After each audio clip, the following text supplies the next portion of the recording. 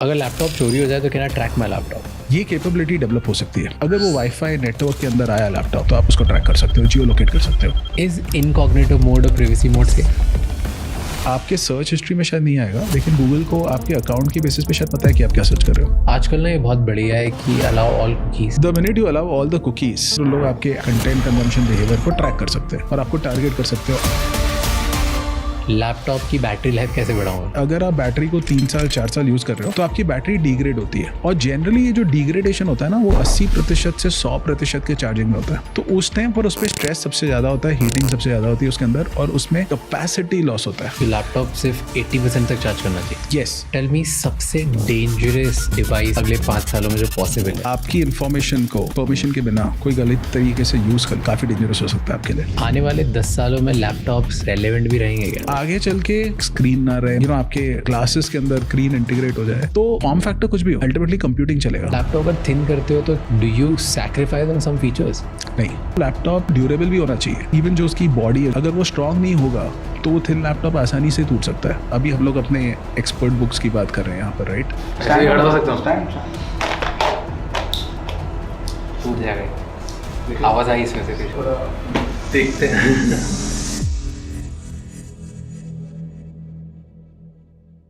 एक बड़ी कंपनी में हायर होने के लिए क्या स्किल्स चाहिए होती है?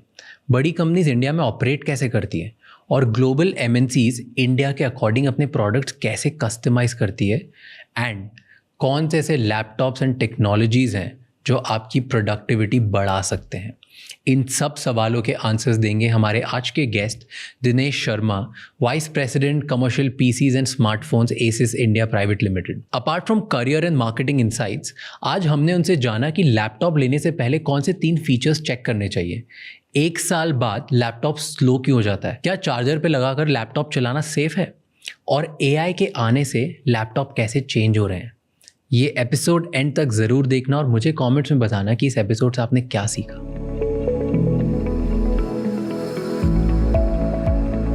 You worked in a lot of global companies, right? Almost every company you've worked with is a global company, right? ये लोग सब यूएस में ही बेचते हैं, चाइना में बेचते हैं, इंडिया में भी बेचते हैं, मल्टीपल अदर कंट्रीज में बेचते हैं, राइट? आपने आपके एक्सपीरियंस में आपके कॉलीग से क्या कॉन्वर्जेशन सुनी है या क्या नोटिस किया इन दीज कंपनीज कि इंडियंस को कुछ भी बेचना कैसे डिफरेंट है? यूएस में अलग है, चाइना में अलग है, इंडिया में अलग है, that we all agree with, right? But how is it different? क्या है इंडियंस को क्यों बेचना अलग है? तो वो है कि इंडियन कस्टमर्स का जो डिमांड है, ओके, कंपेयर टू जो प्राइस वो लोग पे करते हैं, उसका जो रेशियो है ना सबसे बेस्ट है वर्ल्ड में। मतलब इन द सेंस कि Indian customers derive the best value. तो वो एक सडनली वो पैराडाइम शिफ्ट हो जाता है उनके लिए कि यहाँ पर तो लेट्स से यूएस में तो हम ये प्राइस ले सकते हैं, कोई और मार्केट में हम ये प्राइस इस प्रोडक्ट के ले सकते हैं, लेकिन इंडिया में हमें से कम प्राइस पे रिलेटिवली बेचना पड़ेगा।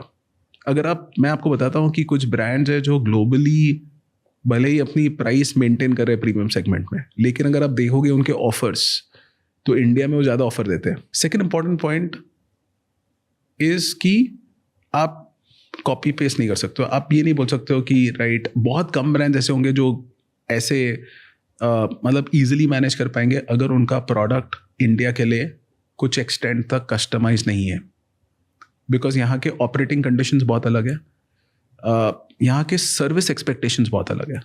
लाइक फॉर एग्जांपल यहाँ पर लोग एक्सपेक्ट करते हैं कि अगर वो इलेक्ट्रॉनिक्स लेंगे तो at least let's say mobile category तो डिफरेंट है, बट लेट्स से अगर पीसी कैटेगरी ले लो या होम अप्लायंस कैटेगरी ले लो, एटलीस्ट 5 साल तक तो यूज़ करेंगे वो लोग। उस 5 साल के दौरान अगर कुछ भी इशू आता है तो आपके कंपोनेंट्स सर्विसेबल होने चाहिए कि आप ज़्यादा से ज़्यादा कंपोनेंट्स को रिप्लेस कर पाए और पूरा प्रोडक्ट ही रिप्लेस करना पड़े उसकी वजह से। अगर वो हो गया तो बहुत बड़ा डिसोनेंस हो जाएगा आपके ब्रांड के ऊपर। प्लस आपको सर्विस सेटअप बहुत अच्छा चाहिए, बिकॉज आजकल क्या है कि लोगों को लगता है कि इंडिया बहुत इजी मार्केट है, यहाँ पे आ जाओ, आप ऑनलाइन पे चले जाओ, आपने ऑनलाइन पे प्रोडक्ट लिस्ट कर दिया, सबको पता चल गया, ऑनलाइन पे कस्टमर आ ही रहा है, वो सर्च करेगा, उस पर थोड़ी मार्केटिंग कर लो, अपने प्रोडक्ट को टॉप ऑफ द लाइन ले आओ और बेच दो। मगर खरीदने के बाद जब कोई प्रॉब्लम आएगा और वो कस्टमर 1 नहीं 10 कस्टमर्स को जाके बोलेगा कि ये कंपनी का सर्विस अच्छा नहीं है, तो सर्विस का जो इंफ्रास्ट्रक्चर इंडिया में इस्टेब्लिश करना पड़ता है वो नेक्स्ट लेवल पे करना पड़ता है। और बहुत बड़ी कंट्री है, 19,500 पिन कोड है, आपको 19,500 पिन कोड को सर्विस करना है।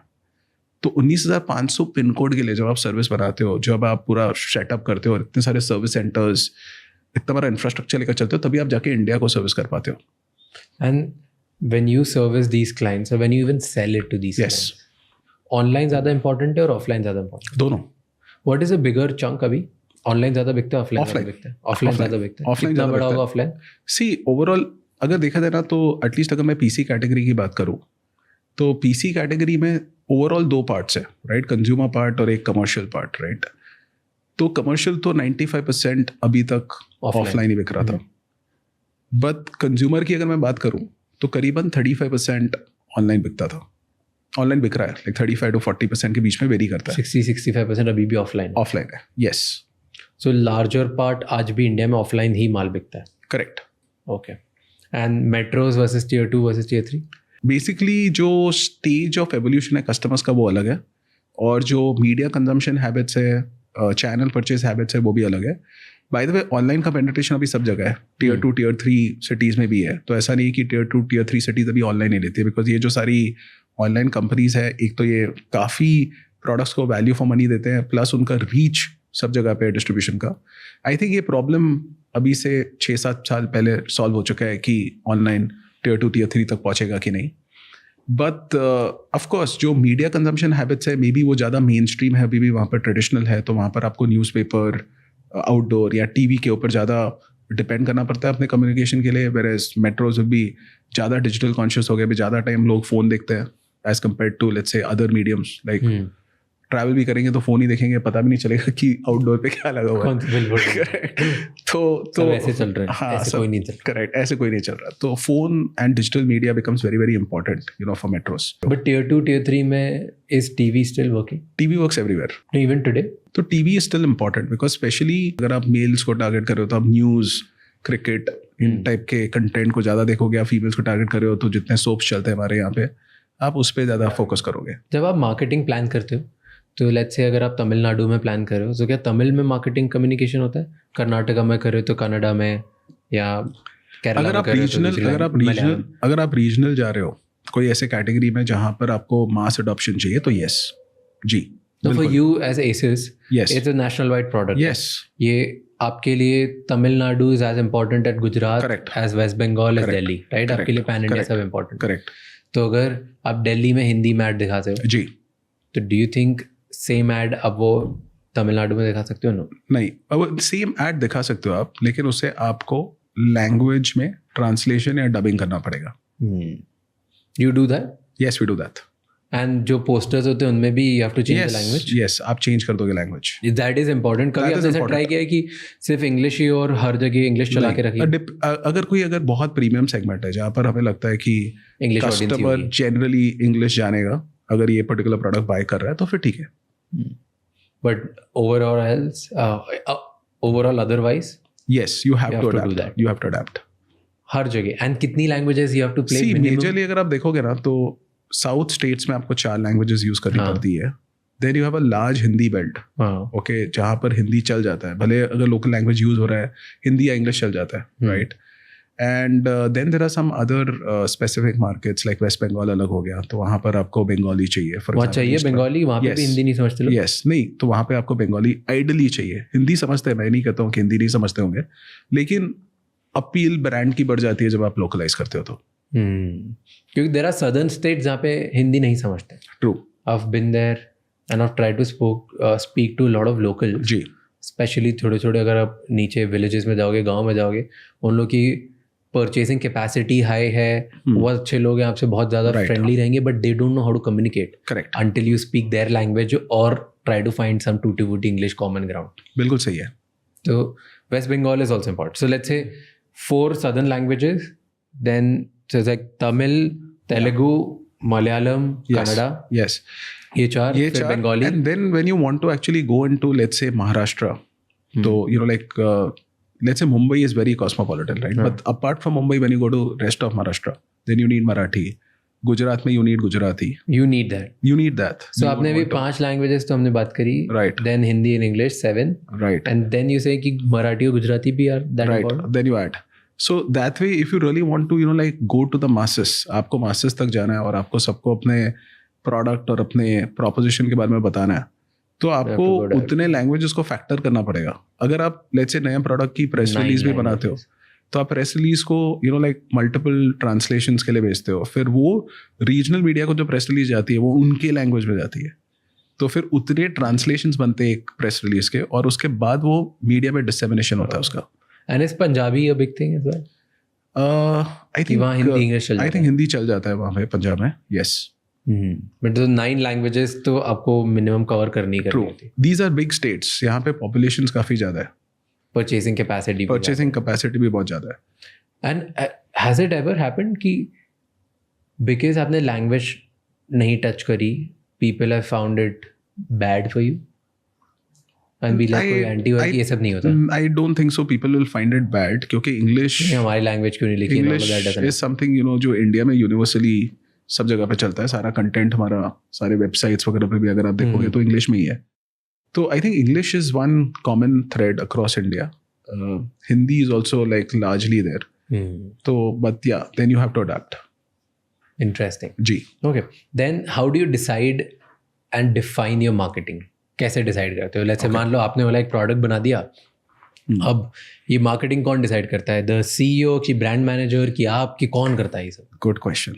देखिए, actually to be honest with you, marketing अगर आप बाद में डिसाइड कर रहे हो ना तो you lost the plot significantly. मतलब जब आप किसी प्रोडक्ट को बनाना शुरू करते हो, जब आप उसको डिसाइड करते हो कि हमें ये प्रोडक्ट को इंट्रोड्यूस करना है, उस टाइम से उसका जो मार्केटिंग अप्रोच है वो मोर और लेस क्लियर हो जाता है, क्योंकि आपको क्लैरिटी है कि आप क्यों बना रहे हो प्रोडक्ट, किसके लिए बना रहे हो प्रोडक्ट, ये आके मार्केट में क्या डिफरेंस मेक करेगा, और फिर इसको किस तरीके से मार्केट करना है. लाइक अगर अभी हम लोग अपने एक्सपर्ट बुक्स की बात कर रहे हैं यहाँ पर, राइट, तो एक्सपर्ट बुक्स बनाया गया है. लेट्स से जो एक्सपर्ट बुक P सीरीज है, इनको हमने लेट्स से लाया है एक नीड गैप फुलफिल करने के लिए मार्केट में, जो है स्मॉल प्रोफेशनल्स और स्मॉल बिजनेसेस को एक एंटरप्राइज ग्रेड का वरी फ्री एक्सपीरियंस जो मिलता है वो इनको भी मिले.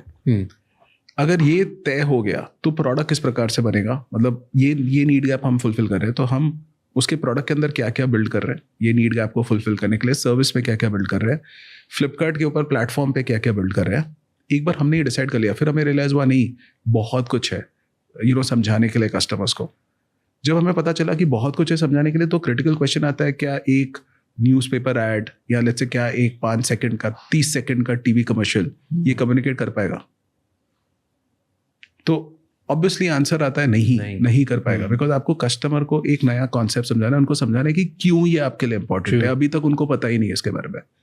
तो ऑब्वियसली फिर आप डिसाइड करते हो कि अच्छा, अगर मुझे ये क्यों समझाना है, मुझे वाई समझाना है, डिटेल में बताना है कस्टमर्स को, तो मुझे ऐसा मीडियम चूज करना पड़ेगा आज के डेट पे जो ये समझा पाए. तो कौन समझा पाएगा? ऑब्वियसली देन हमें ऐसे लोग चाहिए जिनको लोग 10 मिनट के लिए सुनेंगे, बिकॉज 10 मिनट तो मिनिमम लगेगा ये समझाने के लिए कि ये है क्या. तो ऑब्वियसली फिर उस प्रकार से अगर आप देखेंगे तो आप कहेंगे नहीं, मुझे इन्फ्लुएंसर्स के साथ काम करना चाहिए, मुझे मीडिया के साथ काम करना चाहिए, बिकॉज लोग आर्टिकल लिख सकते हैं, लोग ब्लॉग लिख सकते हैं, जो लोग पढ़ेंगे 5-10 मिनट और समझेंगे.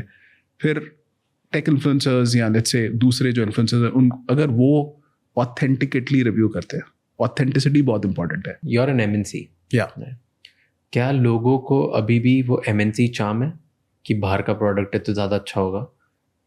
तो डू यू मेक श्योर कि मैं ऐसे ही प्रेजेंट करूँ अपने आप को कि मैं बाहर का प्रोडक्ट हूँ, मैं सुपीरियर हूँ? Not at all. और do you try to present yourself as local? जैसे एक टाइम तक ट्रेंड था कि अगर आप कपड़े की ब्रांड हो या ज्वेलरी की ब्रांड हो तो आप वाइट मॉडल्स लगाते हो तो ज़्यादा क्लिक्स आते हैं वर्सेस आप इंडियन मॉडल्स लगाओ. That was the trend for, in fact even today बहुत सारे फैशन ब्रांड्स बोलते हैं कि उन्हें वाइट मॉडल्स ही चाहिए क्योंकि उस पर क्लिक्स ज़्यादा अच्छे आते हैं, लोग ज़्यादा खरीदते हैं. Does that work for you to make it कि बाहर का लगना चाहिए ब्रांड? जी देखिए, हम लोग कहाँ पर भी अपने कोई भी कम्युनिकेशन में, ऑल्दो हम लोग टाइवानीज ब्रांड है, राइट, हम लोग कहाँ पर भी अपने कम्युनिकेशन में ये नहीं डालते कि हम टाइवानीज ब्रांड है, राइट. टोटली हमारी ऑर्गेनाइजेशन भी जो इंडिया में है और जो हमारी लीडरशिप भी इंडिया में, लाइक मैं आपके सामने बैठा हूँ, राइट, तो पूरी की पूरी लाइक इंडियन थॉट प्रोसेस से काम करती है. एंड हम लोग क्या कर रहे हैं कि, और मेरे ख्याल से काफ़ी ज़्यादा मल्टीनेशनल्स आज के डेट पे यही कर रहे हैं कि हम हमारी ग्लोबल कैपेबिलिटीज़ को यूज़ कर रहे हैं। जो कुछ टेक्नोलॉजिकल कैपेबिलिटी है, जो कुछ लाइक R&D एक्सपर्टीज है और स्केल है, बहुत इंपॉर्टेंट है। इलेक्ट्रॉनिक्स में स्केल बहुत इंपॉर्टेंट है, क्योंकि इलेक्ट्रॉनिक्स कैटेगरी में अगर आपके पास स्केल नहीं होगा ग्लोबल लेवल का, बहुत डिफिकल्ट हो जाता है। इसके लिए काफ़ी इंडियन ब्रांड्स सर्वाइव नहीं कर पाते, बिकॉज जो इलेक्ट्रॉनिक कंपोनेंट्स में मार्जिन है, लाइक इलेक्ट्रॉनिक कैटेगरी में जो मार्जिन है काफ़ी कम है, एंड उसमें अगर आपका कॉस्ट एफिशिएंसी नहीं है इकोनॉमीज ऑफ स्केल की वजह से, तो आप उसमें सर्वाइव नहीं कर पाओगे। तो ऑथेंटिकली इंडिया के लिए काम होता है और इंडिया के तरफ से कम्युनिकेशन होता है। ऐसा कोई प्रकार का फीलिंग कस्टमर को हम नहीं देते कभी भी कि हम लोग कोई लाइक फॉरेन के ब्रांड है, एंड सब कुछ मेड फॉर इंडिया। ये हमारे लिए बहुत बहुत इंपॉर्टेंट है। Okay, you also spoke about कि जब आप लोग प्रोडक्ट लॉन्च करते हो तब टेक्नोलॉजिकल ट्रेंड्स देखते हो। जी, क्या अभी टेक्नोलॉजिकल ट्रेंड्स देख रहे हो आप एट दिस पॉइंट टुडे? तो अभी जो नया टेक्नोलॉजी ट्रेंड आ रहा है वो है आर्टिफिशियल इंटेलिजेंस। मैं आपको एग्जांपल देना चाहूँगा। लाइक सबसे पहले जो भी अडॉप्शन चल रहा है आर्टिफिशियल इंटेलिजेंस का, वो है लार्ज लैंग्वेज मॉडल्स के ऊपर, जैसे ChatGPT है फॉर एग्जांपल। तो अभी मुझे हाल ही में जापान ट्रिप करना था, एंड मेरे को ये एडवाइस दी गई थी कि वहाँ पे ट्रैवल करना बहुत मुश्किल है, आपको ट्रैवल एजेंसी के पास जाना पड़ेगा ना, लैंग्वेज प्रॉब्लम है, ये प्रॉब्लम है, वो प्रॉब्लम है, सब बोला गया। बोला ठीक है, और कॉस्ट मिली मुझे एजेंसी से, काफ़ी हाई कॉस्ट मिली। मैं बोला वाई शुडंट आई ट्राई। तो फिर मैं लाइक ट्राई कर रहा था, कुछ दोस्तों से पूछना, कुछ कलीग से पूछना जो जापान में काम करते हैं। अभी सब बिजी है, ओके, अपने अपने लाइफ में, उनको टाइम नहीं है मेरे हॉलीडे के आइटनरी में मुझे मदद करने के लिए। तो आउट ऑफ शेयर थिंग मुझे स्ट्राइक हुआ, यार वाई शुडंट आई एक्चुअली, मेरे पास को पायलट है, सब है, मतलब सारी टेक्नोलॉजी पड़ी है, why shouldn't I actually start asking कि मेरे को अपनी ट्रिप कैसे प्लान करनी है to AI। And I started doing that. मैंने ऐसे क्वेश्चन पूछे कि लेट्स से मैं टोक्यो में रह रहा हूँ, मुझे ये साइट्स विजिट करने हैं, प्लस मुझे यहाँ से टोक्यो से किसी और सिटी में ट्रैवल करना है। ओके, तो आप मुझे बताइए कि कौन सी बेस्ट लोकेशन है रहने के लिए। इवन वो एग्जैक्ट पिन पॉइंटेड एडवाइस कि कौन सी लोकेशन पे आपको रहना चाहिए, which will make your travel convenient to multiple location जो आपको विजिट करना है टोक्यो में, AI ने बता दिया, लाइक ChatGPT ने बता दिया। तो AI का जो ये ट्रेंड है, ये डेफिनेटली बढ़ेगा अक्रॉस द बोर्ड, और बहुत ही इंपॉर्टेंट ट्रेंड है आज के डेट में। हर कंपनी अब AI powered phone, AI powered laptop, AI powered this, AI powered that. Right.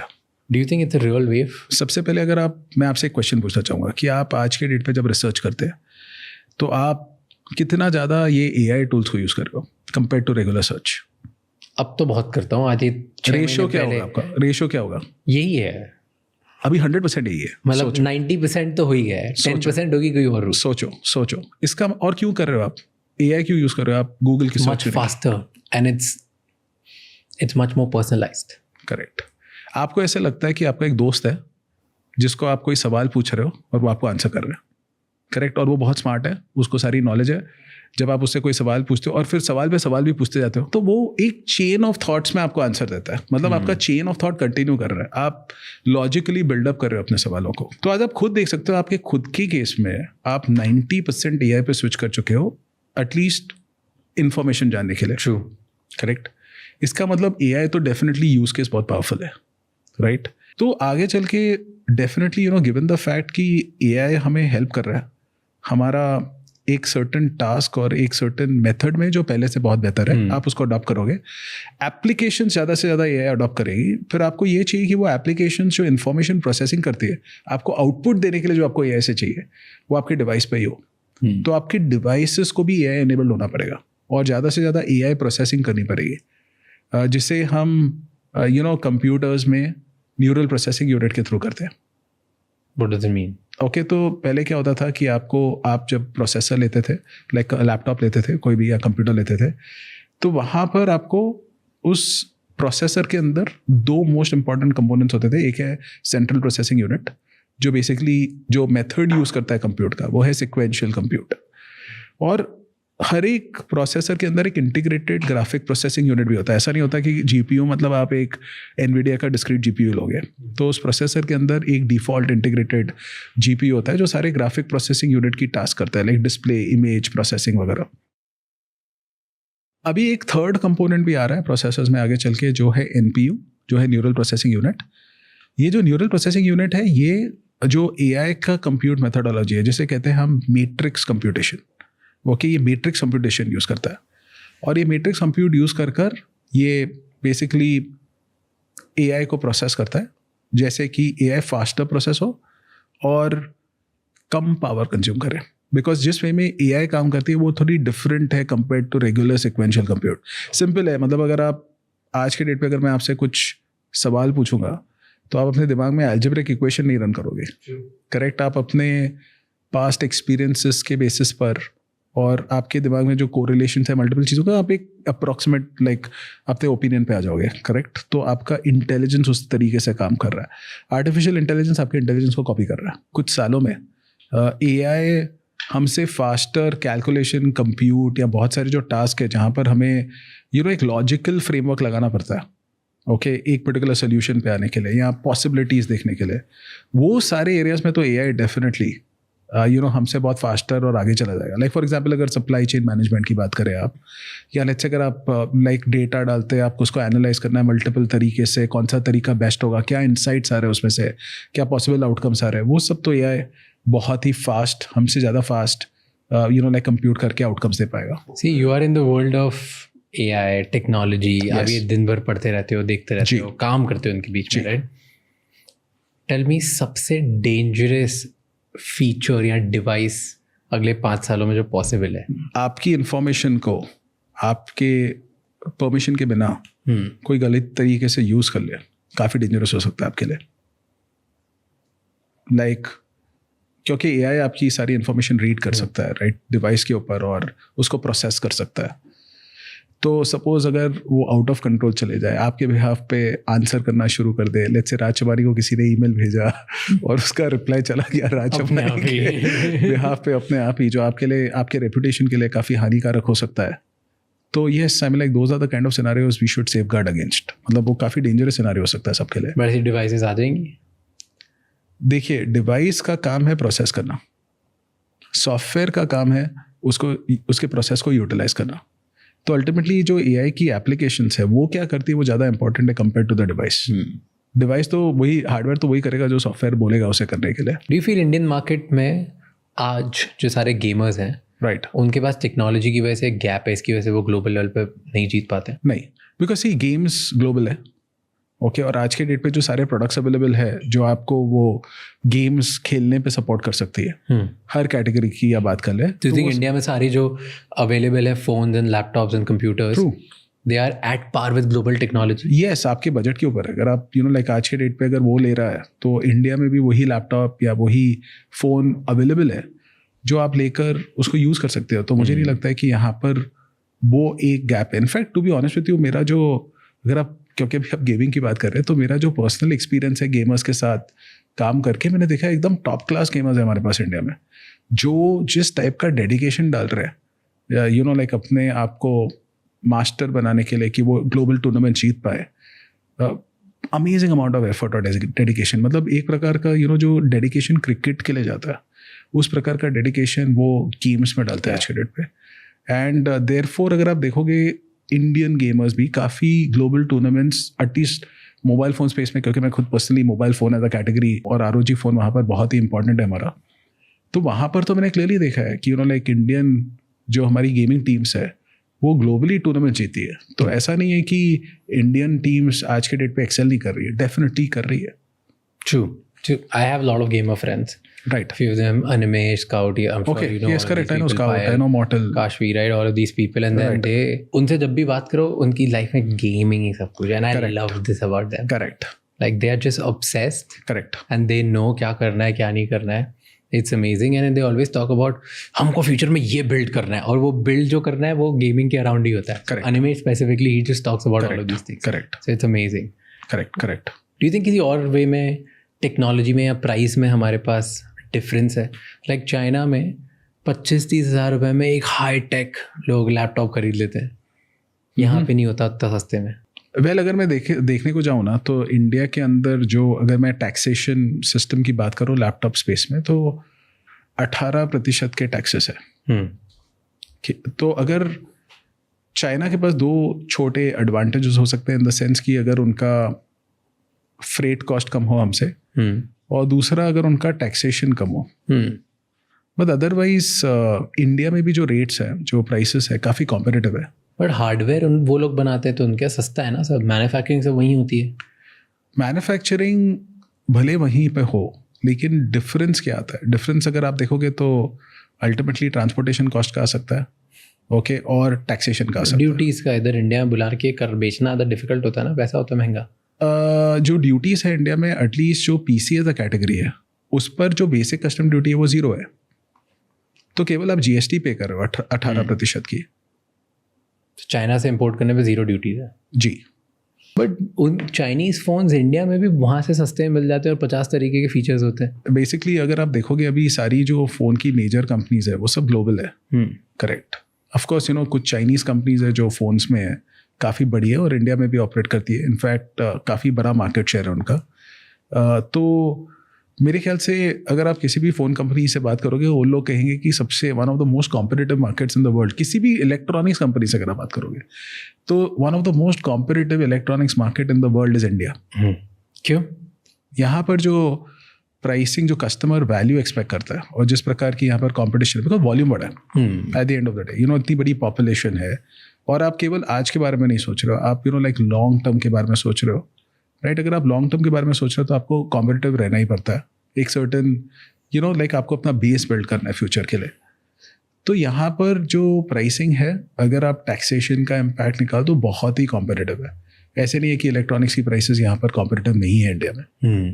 But what's the biggest fear of a phone manufacturing company और अ phone brand आज India में? क्योंकि अगर आप फ़ोन का हिस्ट्री देखो अराउंड द वर्ल्ड, एक company आती है जो बहुत तहलका मचाती है, फिर वो गायब हो जाती है। लेट्स से नोकिया आया, दे कुडंट कीप अप, वो बाहर हो गए। ब्लैकबेरी आया, कुडंट कीप अप, बाहर हो गए। इंडिया में Micromax, they couldn't keep up, अब they are doing manufacturing side पे very good, but consumer phone से वो बाहर हो गए। 2 इंपॉर्टेंट पैरामीटर्स इसमें। एक तो आपने, अगर आप नोकिया और ब्लैकबेरी का एग्जाम्पल लेंगे तो टेक्नोलॉजी, ओके, नोकिया ने एंड्रॉयड नहीं अडॉप्ट किया, ऑपरेटिंग सिस्टम ऐसा नहीं लिया जो यूनिवर्सली अपील करे। सबसे बड़ी गलती वहाँ हो गई अगर आप देखोगे तो। और फिर नोकिया एक्वायर हो गया माइक्रोसॉफ्ट से, फिर उन्होंने विंडोज़ ट्राई करा, विंडोज़ नहीं चला उस इकोसिस्टम में। एंड्रॉयड और iOS को एज मिल गई तो वो लोग दोनों आगे निकल गए। तो वो टेक्नोलॉजिकल अडॉप्शन गलती थी। करेक्ट। सेम में ब्लैकबेरी की भी टेक्नोलॉजी अडॉप्शन गलती थी। और इन दोनों को, आप नोकिया का भी जो एग्जाम्पल ले रहे हो, ब्लैकबेरी का एग्जाम्पल ले रहे हो, दोनों के अपने अपने ऑपरेटिंग सिस्टम्स थे। नोकिया के पास सिम्बियन था तो उसका रेजिस्टेंस था कि मैं एंड्रॉयड पे क्यों जाऊँ, मेरा सिम्बियन है, मैं अपना इकोसिस्टम क्यों तोड़ूं किसी और को अडॉप्ट करने के लिए, राइट? सेम वे अगर आप ब्लैकबेरी की बात करो, उनका खुद का ऑपरेटिंग सिस्टम था, उनका खुद का एक अप्रोच था। वो कीपैड के साथ क्वार्टी कीपैड के साथ फोन बेचते थे। पूरा जो माइग्रेशन हो गया वो टच पे हो गया। तो वहाँ पर जो टेक्नोलॉजी शिफ्ट्स हुए, अगर हमने उनको अडॉप्ट नहीं किया टाइम पर और हमने एम्ब्रेस नहीं किया तो हम आउट ऑफ द मार्केट हो जाएंगे। That's number 1। नंबर 2, उस टाइम पे जो टेक्नोलॉजिकल शिफ्ट हुआ, ओके, अगर आपने उसको, आप उसको, मतलब आपकी गलती नहीं है, मतलब कोई भी उसको रीड नहीं कर पाया exactly. कि वो ट्रांजिशन होगा कि नहीं। हाँ. लेकिन फिर आपके पास ग्लोबल इकोनॉमीज ऑफ स्केल नहीं थी उस टाइम पे, ग्लोबल मार्केट्स नहीं थे आपको बैक करने के लिए कि अगर आप इंडिया में वो नहीं बेच पाओगे तो कहाँ और बेच पाओगे। फिर आप अगर अटक गए उतने स्टॉक के साथ, तो आपके पास इलेक्ट्रॉनिक्स कैटेगरी में, जैसे मैंने कहा, बहुत ही कॉम्पिटिटिव प्राइसिंग है, यहाँ पे इतने मार्जिन नहीं है। तो अगर आपका स्टॉक अटक गया और फिर आपको उस स्टॉक पे बहुत बड़ा लॉस लेना पड़ा तो फिर आप सस्टेन नहीं कर पाओगे। सी आई एग्री विद दैट कि टेक्नोलॉजी के साथ आप आगे बढ़ नहीं पाए। बट हर कंपनी जैसे जैसे बड़ी होती है ना, तो एक हर दिन एक क्वेश्चन होता है कि अगली टेक्नोलॉजी कौन सी होगी, क्योंकि आपको नहीं पता कि ये नया जो आया है वो फैड है कि एक्चुअली वो इतना बड़ा तूफान बन जाएगा दैट विल बिकम एंड्रॉयड। कभी पहले तो नहीं था ना। वहाँ पर उस कंपनी का जो अंडरस्टैंडिंग है मार्केट का और जो विजन है वो बहुत मायने रखता है। But next, every company with you also, you don't know कि अगला बड़ा चीज़ है क्या। हो सकता है ये एंड्रॉयड ही हमेशा चलता रहे, हो सकता है 2 साल में कोई और आ जाए, कुछ और आ जाए और कुछ और बड़ा बन जाए। लाइक गूगल जो सर्च कमांड करता है दुनिया में, वो ChatGPT नहीं देख पाया। बिल्कुल सही बात है, वो नहीं देख पाया। आज I was reading this stat recently कि कितने सारे गूगल के यूज़र्स हैं जो सालों से गूगल यूज़ कर रहे हैं, उन्होंने गूगल क्रोम पे ही चैट जीपीटी का एक्सटेंशन करके माइग्रेट कर दिया, तो अब उनकी बेसिक चोर चैट पे हो रही है, समझ गया मैं। Right? So you don't know कब कौन सा टेक्नोलॉजिकल एडवांसमेंट आएगा। आप इतनी बड़ी कंपनी गूगल होके भी आप नहीं कर सकते प्रेडिक्ट फ्यूचर में। True. तो what's your biggest fear as Asus? Fear तो केवल एक ही रहेगा कि हम इसमें ज़्यादा गलतियां ना करें, क्योंकि अगर आपने ज़्यादा गलतियां कर दी तो फिर इलेक्ट्रॉनिक्स कैटेगरी में आप सर्वाइव नहीं कर पाओगे। तो आपको बहुत ही क्या? अगर आप देखोगे तो हमने डेफिनेटली लाइक स्मार्टफोन पे एक बहुत बड़ा बेट लिया था, लेकिन फिर जिस प्रकार की चाइनीज़ कंपटीशन आ गई, राइट, केवल इंडियन ब्रांड्स के लिए नहीं, मैं कहूँगा केवल 2 ग्लोबल कंपनीज है जो उस कंपटीशन के ऑनस्लॉट को सह पाई, बाकी सब लोग काफ़ी कैटेगरीज के बाहर हो गए। लाइक अभी हमने समझ लिया कि हमें स्मार्टफोन्स के अंदर गेमिंग स्मार्टफोन्स पर फोकस करना चाहिए, वो हमारा फोर्टे है, जहाँ पर दूसरों को मैच करना हमें बहुत डिफिकल्ट है, तो हम उस पर फोकस करेंगे rather than going all out सारे कैटेगरी सारे सेगमेंट्स के ऊपर। What was your biggest product failure? तो लॉन्ग बैक हमने एक फ़ोन लॉन्च किया था, जब हमने I am going back to my previous company Samsung, okay. तो हमने तभी 2 ऑपरेटिंग सिस्टम साथ में लॉन्च करे थे, ओके। एक था एंड्रॉयड ऑपरेटिंग सिस्टम पर और एक सैमसंग ने खुद का ऑपरेटिंग सिस्टम बनाया था, बाड़ा, ओके। तो हमने एक गैलेक्सी सीरीज़ लॉन्च करी थी जो एंड्रॉयड पर है, फिर हमने एक वेव सीरीज़ लॉन्च करी थी जो बाड़ा इकोसिस्टम पर थी। तो बाड़ा हमारा इंटरनल ऑपरेटिंग सिस्टम था, एंड्रॉयड जो है वो गूगल का ऑपरेटिंग सिस्टम था। तो जो बाड़ा इकोसिस्टम के ऊपर फ़ोन्स थे वो बियॉन्ड अ पॉइंट वो इकोसिस्टम नहीं सस्टेन हो पाया, सारा जो इकोसिस्टम है वो गूगल पे सस्टेन हो गया। तो फिर at some point of time Samsung ने कॉल लिया कि हमें ये बाड़ा बेस्ड फ़ोन नहीं कंटिन्यू करना चाहिए, हमें केवल एंड्रॉयड पे फोकस करना चाहिए। तो this is a good example of sometimes कि अगर आप किसी टेक्नोलॉजी में जाते हो फिर वो नहीं चलती। एंड क्यों नहीं चला वो? क्योंकि वो इकोसिस्टम ही नहीं बराबर। हाँ, मतलब जो जितने ऐप डेवलपर्स गूगल ऐप आया लाइक, और जितना ऐप इकोसिस्टम गूगल पे बढ़ता गया, फिर everything was about app ecosystem. कहाँ पर ऐप इकोसिस्टम ज़्यादा बढ़ा है तो कस्टमर्स ने उसको अडॉप्ट करना शुरू कर दिया। प्लस गूगल का जो ऑपरेटिंग सिस्टम है वो मल्टीपल ब्रांड्स मार्केट करने लग गए, फिर आप अगेंस्ट द टाइड जा रहे हो, तो फिर उसके वजह से वो नहीं चला तभी। आने वाले 10 सालों में लैपटॉप्स रेलेवेंट भी रहेंगे क्या? अभी तक तो यही लग रहा है कि रेलेवेंट रहेंगे। क्यों? क्योंकि जब आपको कोई कंटेंट क्रिएट करना पड़ता है, जब आपको कोई कंटेंट एनालाइज करना पड़ता है, तब आपको एक लैपटॉप चाहिए, करेक्ट? बिकॉज टाइपिंग बहुत इंपॉर्टेंट पार्ट प्ले करता है कंटेंट क्रिएशन का। डेफिनेटली एट प्रेजेंट ये जो सारा इंटीग्रेशन है, एक अल्टीमेटली आप क्या कर रहे हो, आपके पास एक कीबोर्ड है इंटीग्रेटेड, ओके, जिसको आप इनपुट के लिए यूज़ कर रहे हो। आगे चल के हो सकता है कि कुछ और इनपुट मेथोडोलॉजी आ जाए, मे बी आपके स्क्रीन के सामने एक स्क्रीन ना रहे, मे बी आप एक आपके ग्लासेस के अंदर पूरा स्क्रीन इंटीग्रेट हो जाए। एग्जैक्टली। तो फॉर्म फैक्टर कुछ भी हो, अल्टीमेटली कंप्यूटिंग चलेगा। Have you seen that device? बहुत पहले देखी थी मैंने, MIT के स्टूडेंट थे प्रणव, हाँ, उन्होंने बनाई sixth sense device. Have you seen that? Okay, no sorry, I am not. Oh, it's an incredible video. I don't know why वो आज तक डिवाइस बनी कि नहीं बनी, क्यों नहीं बनी, क्या हुआ। ओके, मैंने he was an Indian student in MIT and उसका presentation which is insane, you should watch it. Okay, So it's like a device, वो ऐसे इधर है, वो फ़ोन भी है, वो वॉच भी है, वो let's say chest device, और वो ही PC है। ओके, So it's like वो ऐसे उठा के ऐसे डाल देता है तो स्क्रीन सामने आ जाती है प्रोजेक्टर जैसे, then you can work. Right, ऐसे हाथ देखेगा तो यहाँ पे फ़ोन बन जाता है and then you can call. Wow, Like bunch of stuff and he did that and it was wild. Live demo है उसका। Okay, interesting. So don't you think ऐसी कोई डिवाइस आ जाएगी which will make watch, phone and PC तीनों का in just one form factor? सी आज के date पे अगर आपके पास स्मार्टफोन है तो आपको वॉच नहीं चाहिए इन अ वे, राइट? आजकल वॉच के इसके लिए वॉच का नए यूजेस आ गए। लाइक अभी मतलब it's not more of keeping the time. आज के डेट पे आप मेजर करते हो कि मेरी हार्ट बीट क्या है, Yeah. मैंने कितने स्टेप चले हैं, It's either status or human data. हाँ, मेरा ऑक्सीजन लेवल क्या है। अभी तो लाइक नेक्स्ट लेवल है कि भाई आप ब्लड प्रेशर उसमें मेजर एक्यूरेटली कर सकते हो कि नहीं, कार्डियोग्राम बनाना है वॉच कर सकती है, राइट? ECG कर सकती है। तो point is today watch is much more beyond, specially when comes to electronics. Of course कोई लग्जरी वॉच लेना चाहता है तो Status. इट्स अ डिफरेंट अलग बात है। लेकिन मतलब मल्टीपल थिंग्स, अभी जैसे शायद आपने जो रिंग पहनी हुई है वो भी शायद इलेक्ट्रॉनिक रिंग लग रही है मुझे, करेक्ट? राइट। तो द पॉइंट इज कि अल्टीमेटली आप आज के डेट पे जो इलेक्ट्रॉनिक्स पहन रहे हो, वेरेबल आप यूज़ कर रहे हो, उसके यूज़ केसेस बहुत अलग लेवल पे चले गए। More of health biological monitoring, data and insights, उसके लिए आप यूज़ कर रहे हो। तो the point I just want to make is कि यस, अगर किसी ने ठान लिया कि मुझे एक ही डिवाइस यूज़ करना है आज के डेट पे, और उस एक पे ही चाहे मुझे थोड़ी कुछ इनकन्वीनियंसेस हो, लेकिन मुझे कैसे भी करके उस पर मैनेज करना है, पॉसिबल है। मैं पावर पॉइंट प्रेजेंटेशन फ़ोन पे भी बना सकता हूँ। हाँ, एग्जैक्टली। लेकिन मेरे लिए लैपटॉप पे बनाना ज़्यादा कन्वीनियंट है।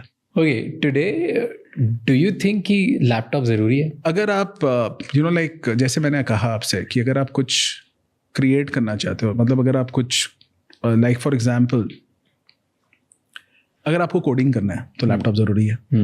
अगर आपको अपना बिजनेस रन करना है, जहाँ पर आपको अकाउंटिंग सॉफ्टवेयर रन करना है, अगर आपको ईमेल करस्पॉन्डेंस कंटिन्यूसली टाइप करके करना है, अगर आपको लाइक एनालिटिक्स करना है, आपको let's say power point use करना है, आपको कोई ऐसा सिस्टम यूज़ करना है जो अल्टीमेटली मल्टीपल सिस्टम्स के साथ कनेक्टेड हो, तो काफ़ी मतलब सिग्निफिकेंट एक्सटेंट तक लैपटॉप बहुत ज़रूरी है। बट ओके, एक स्टूडेंट लैपटॉप या रेगुलर फन यूज लैपटॉप और प्रोफेशनल लैपटॉप में डिफरेंस क्या होगा? बहुत सारे डिफरेंसेस हैं। कोई भी प्रोफेशन ले लो, कंप्यूटर यूज़ हो ही रहा है। कंप्यूटिंग एक बहुत बड़ी कैपेबिलिटी है जिसने ह्यूमैनिटी चेंज कर ली है। आपने खुद लाइक अल्टीमेटली बिल गेट्स का लाइक पॉडकास्ट किया था, एंड वहाँ पर ये टॉपिक बहुत अच्छे से डिस्कस हो चुका है, राइट? तो बेसिक पॉइंट ये है कि अगर आप कंप्यूटिंग यूज़ कर रहे हो आज अपने काम के लिए, तो जब आप काम कर रहे हो तो आप लैपटॉप को 8 से 10 घंटे एक दिन में यूज़ कर रहे हो। आप स्क्रीन को उतना समय देख रहे हो, आप कीबोर्ड को उतना टाइप कर रहे हो, करेक्ट? आप जब ट्रैवल कर रहे हो तो आप ट्रैवल बहुत ज़्यादा कर रहे हो तो आपकी बैटरी रिक्वायरमेंट्स बहुत ही अलग है। आपको परफॉर्मेंस भी चाहिए, साथ में बैटरी भी चाहिए। बहुत ज़्यादा गेमिंग टाइप एक्सेस परफॉर्मेंस हो गया तो बैटरी जल्दी खत्म हो जाएगी, कितनी भी बड़ी हो, करेक्ट? तो आपको एक बैलेंस चाहिए अलग टाइप का। ओके, आपको पोर्ट चाहिए, आप जा रहे हो प्रेजेंटेशन करने के लिए। ओके, आपको चार्जिंग फैसिलिटी बेटर प्रकार की चाहिए, क्योंकि आप जब ट्रैवल कर रहे हो तब अगर आपका लेट्स से आपको किस प्रकार का चार्जर मिलना चाहिए, लाइक जैसे कि आपके लिए चार्जिंग ईजी हो जाए, ओके, तो आपके लिए बहुत कन्वीनियंट होगा लैपटॉप यूज़ करना ज़्यादा समय के लिए। तो आपकी जो रिक्वायरमेंट्स है बहुत ही अलग है कंपेयर टू अ स्टूडेंट और अ गेमर। एंड इसलिए अगर आप एक बिजनेस कस्टमर लेते हो, एक स्मॉल बिजनेस लेते हो, या लेट्स से उसके अंदर जिस प्रकार से लैपटॉप स्टार्टिंग से फंडामेंटली डिज़ाइन होता है वही अलग है। एक गेमर के लिए हाई रिफ्रेश रेट बहुत ज़रूरी है, ओके, मगर एक बिजनेस वाले के लिए मे बी वो बोलेगा नहीं मुझे थोड़े लो रिफ्रेश रेट चाहिए, नहीं तो पावर कंजम्पशन ज़्यादा हो जाएगा बैटरी का। रिफ्रेश रेट मतलब 1 सेकंड में आपकी स्क्रीन कितने बार रिफ्रेश हो रही है, तो ऑब्वियसली जितनी ज़्यादा रिफ्रेश होगी उतना ज़्यादा पावर कंज्यूम होगा। तो आपके लिए भाई 60 हर्ट्ज पे भी आपको वही दिख रहा है, आप एक ही डॉक्यूमेंट एक टाइम पे देख रहे हो। आपके लिए मूवमेंट ज़्यादा ज़रूरी नहीं है भाई, कि मतलब लाइक वो कहाँ से आ रहा है मुझे शूट करने के लिए, कहाँ से गोली आ रही है, वो सब देखना ज़रूरी नहीं है आपके लिए। तो आपको उतनी रिफ्रेश रेट नहीं चाहिए आपके लिए। अगर आपको मैं रिफ्लेक्टिव डिस्प्ले दे दूँ और आप ऑफिस में बैठे हो, आपके ऊपर लाइट चल रही है एकदम ब्राइट, बिकॉज ब्राइट ऑफिस में ब्राइट लाइट्स के अंदर बैठते हैं, डिम करके तो नहीं बैठते, राइट? तो फिर उसका जो रिफ्लेक्शन आ रहा है मेरे आइज़ के ऊपर, वो मुझे मेरे आइज़ पे बैक एंड पे स्ट्रेन डाल रहा है। तो मुझे एंटी ग्लेयर डिस्प्ले चाहिए, मुझे रिफ्लेक्टिव डिस्प्ले नहीं चाहिए। मे बी जब आप लाइक रेगुलर लैपटॉप तो सुंदर दिखता है बहुत रिफ्लेक्टिव डिस्प्ले लेते समय, ओके, मगर बिजनेस के लिए आपको एंटी ग्लेयर डिस्प्ले चाहिए। फॉर एग्जाम्पल सिक्योरिटी अलग लेवल की चाहिए। आप मुझे बताइए कि आपका डेटा कितना प्रेशियस है राज? सिर्फ डेटा ही प्रेशियस है, बाकी कुछ भी ले तो अगर मैं एक सिंपल सवाल पूछूं आपसे अगेन, ओके, आपका लैपटॉप XYZ कॉस्ट करता होगा, करेक्ट? आपके डेटा के ऊपर अगर आपको प्राइस डालना है, आप कितना डालोगे? मैं डाल नहीं सकता, मतलब प्राइसलेस है। हाँ। तो ये जो आंसर है ना, ये मुझे ऑलमोस्ट सारे बिजनेस यूजर से मिलता है कि अगर मैं आपसे लाइक लैपटॉप की कॉस्ट आपकी है, आपकी डेटा की कॉस्ट क्या है? अब उस डेटा को अगर मैं कहूँ कि अगर आप लाइक ये वाला बिजनेस लैपटॉप लेते हो, उसमें आपको बहुत ज़्यादा प्रोटेक्शन मिलता है उस डेटा का, रिलेटिवली। अल्टीमेटली सब कुछ रिलेटिव है, तो फिर आप क्या लेना चाहोगे? अपने डेटा को प्रोटेक्ट करने वाला लैपटॉप लेना चाहोगे जो ज़्यादा अच्छे से उसको प्रोटेक्ट कर सकता है, या जो कम अच्छे से प्रोटेक्ट ज़्यादा अच्छे से प्रोटेक्ट करना मतलब क्या होता है? देखिए, ज़्यादा अच्छे से प्रोटेक्ट करना मतलब आपके डेटा का कोई दुरुपयोग ना कर सके, आपके लैपटॉप को हैक ना कर सके आसानी से। अगर आपका लैपटॉप कभी गुम जाता है तो वो डेटा को इजीली एक्सेस नहीं कर सके, ओके, वो डेटा का प्रोटेक्शन होता है। आपको डेटा का बैकअप भी लेना एक प्रोटेक्शन होता है, ओके। तो आपको दूसरा डेटा का एक्सपांशन आसानी से हो सके, आपके पास लेट्स से लैपटॉप है, आपके अंदर उसके अंदर एक ही आपकी ड्राइव है, चाहे SSD हो चाहे हार्ड डिस्क हो, वो फुल हो गई, उसके बाद अगर आपको रिप्लेस करना है, आपने रिप्लेस कर दिया, अभी उसके ऊपर गारंटी है क्या जो आप नया डाल रहे हो? वो किसी और की गारंटी हो सकती है। फिर आप दो लोगों के पीछे भाग रहे हो, एक लैपटॉप मैन्युफैक्चरर, अगर लैपटॉप में कुछ गलत हो गया, एक वो ड्राइव मैन्युफैक्चरर जिसने आपको एक SSD दी, आप उसके पीछे भाग रहे हो, अगर SSD में कल को कुछ हो गया। तो आपको काम करने का पे फोकस करना है कि ये सब करने पे फोकस करना है? At the end of the day आपकी प्रोडक्टिविटी भी मैटर करती है। तो बेसिकली जब आप एक पर्टिकुलर टाइप के यूज़र हो, राइट, तो आपको वो टाइप का लैपटॉप लेना चाहिए जो आपके यूज़ केस के लिए सबसे बेस्ट अप्रोप्रिएट हो। एक गेमर को नॉर्मल लैपटॉप पे मज़ा नहीं आएगा, एक प्रोफेशनल को अगर मैंने गेमिंग लैपटॉप दे दिया, वो बोलेगा भाई ये तो इतना भारी है, क्योंकि उसके अंदर GPU भी है, उसके अंदर बड़ी बैटरी भी है, अरे भाई मतलब परफॉर्मेंस तो बहुत अच्छा है, लेकिन इतना भारी लैपटॉप लेकर मैं जाऊँ कहाँ? और अगर गेमर लेगा, बोलेगा बॉस मुझे तो जितना बड़ा स्क्रीन उतना अच्छा, ओके, ये बोलेगा बॉस मुझे लाइट वेट और परफॉर्मेंस और बैटरी लाइफ उतना अच्छा। तो आप जिस टाइप के यूज़र हो ना, उस पर डिपेंड करता है। You pointed out something and about lightweight and heavyweight. Yes. Okay. And मेरे पास बहुत सारे बेसिक क्वेश्चन है जो मेरे दिमाग में आ रहे हैं। Sure. I'll ask you one by one. Sure. First is laptop सब सेल करते हैं कि थिनेस्ट लैपटॉप, पतला laptop, all of that, different ways, lightweight. Yes. तो लैपटॉप अगर थिन करते हो तो क्या do you sacrifice on some features? नहीं, डिपेंड करता है। लाइक फॉर एग्जाम्पल आजकल टेक्नोलॉजी इतनी एडवांस्ड है लैपटॉप्स के ऊपर कि आप हाई परफॉर्मेंस थिन लैपटॉप्स पे भी दे सकते हो। बट तुम्हें फैन वगैरह कुछ तो सैक्रिफाइस करते होगे। आप बिलीव नहीं करोगे, हमारे थिनेस्ट लैपटॉप के अंदर 2 फैन है। तो ज्यादा गर्म हो जाते होंगे क्या? 2 फैन है, नहीं बट वो जल्दी गर्म हो जाते हैं। नहीं, कुछ तो होगा, लाइक व्हाई? तो 2 फैन का एडवांटेज क्या है? Like for example thinnest laptop के अंदर, राइट, तो लेट्स से अगर आपकी कुछ ऐसी टास्क है, ओके, जहाँ पर प्रोसेसर ज़्यादा गर्म नहीं होगा, तो छोटा फैन काम कर सकता है, वो कम पावर कंज्यूम करेगा। ओके, जहाँ पर आपने परफॉर्मेंस बढ़ाया, प्रोसेसर थोड़ा ज़्यादा हीट हुआ, आपने दोनों साथ में काम करके जल्दी कूल कर लेंगे, तो द नंबर ऑफ टाइम्स जो फैन को रोटेट करना है वही कम होता है। तो आप सोचोगे कि 2 डालने के बाद आपकी बैटरी लाइफ उल्टा कम होगी, ऑपोजिट इफेक्ट आता है, आपकी बैटरी लाइफ एक्चुअली बढ़ जाती है। तो ये टेक्नोलॉजी जो ये पूरा सब लैपटॉप थिन क्यों नहीं होते? What's the difference between cost ज़्यादा है, कॉस्ट ज़्यादा है। अगर आप ज़्यादा थिन लैपटॉप बनाना चाहते हो तो उसके अंदर जो कंपोनेंट्स यूज़ होते हैं उसका जो कॉस्ट है वो बढ़ जाता है। ओके। तो फिर उसके हिसाब से फिर आपको, और जो उसके मटेरियल्स है, लाइक फॉर एग्जांपल मुझे लैपटॉप थिन बनाना है, एट द सेम टाइम वो लैपटॉप ड्यूरेबल भी होना चाहिए। थिन बना दिया मैंने, अगर उसका जो उसकी बॉडी है, जो उसका अलॉय है जिससे वो बनता है, अगर वो स्ट्रांग नहीं होगा तो वो थिन लैपटॉप आसानी से टूट सकता है। करेक्ट, उसके मतलब थिन लैपटॉप को आप यूज़ कर रहे हो, राइट हाथ, मतलब तो at the end of the day उसकी ड्यूरेबिलिटी भी बहुत इंपॉर्टेंट है। तो जब आप उसमें उस प्रकार के अलॉयज यूज़ करते हो उसकी बॉडी बनाने के लिए, उस प्रकार के इंटरनल इलेक्ट्रॉनिक कंपोनेंट्स बनाते हो, यूज़ करते हो उसको थिन रखने के लिए, साथ में आपको थर्मल्स भी चाहिए एफिशिएंसी के लिए, तो फिर वो सब टेक्नोलॉजी ज़्यादा एक्सपेंसिव है, महंगी हो जाती है। That's the only difference. Yes, भाई कोई सैक्रिफाइस नहीं होता फॉर द लुक्स। समटाइम्स अगर आप बहुत ही स्लिम लैपटॉप लेते हो तो मे बी उसके अंदर इंटीग्रेटेड रैम हो। ओके, एंड क्या फर्क पड़ता है? इंटीग्रेटेड रैम मतलब आपके मदरबोर्ड के ऊपर रैम इनबिल्ट है। जनरली जब कंपनी डालती है तो ज़्यादा ही रैम डाल देती है, तो आपको अपग्रेड करने की ज़रूरत नहीं पड़ती। बट अगर इंटीग्रेटेड रैम है तो आप उसको अपग्रेड नहीं कर सकते हो।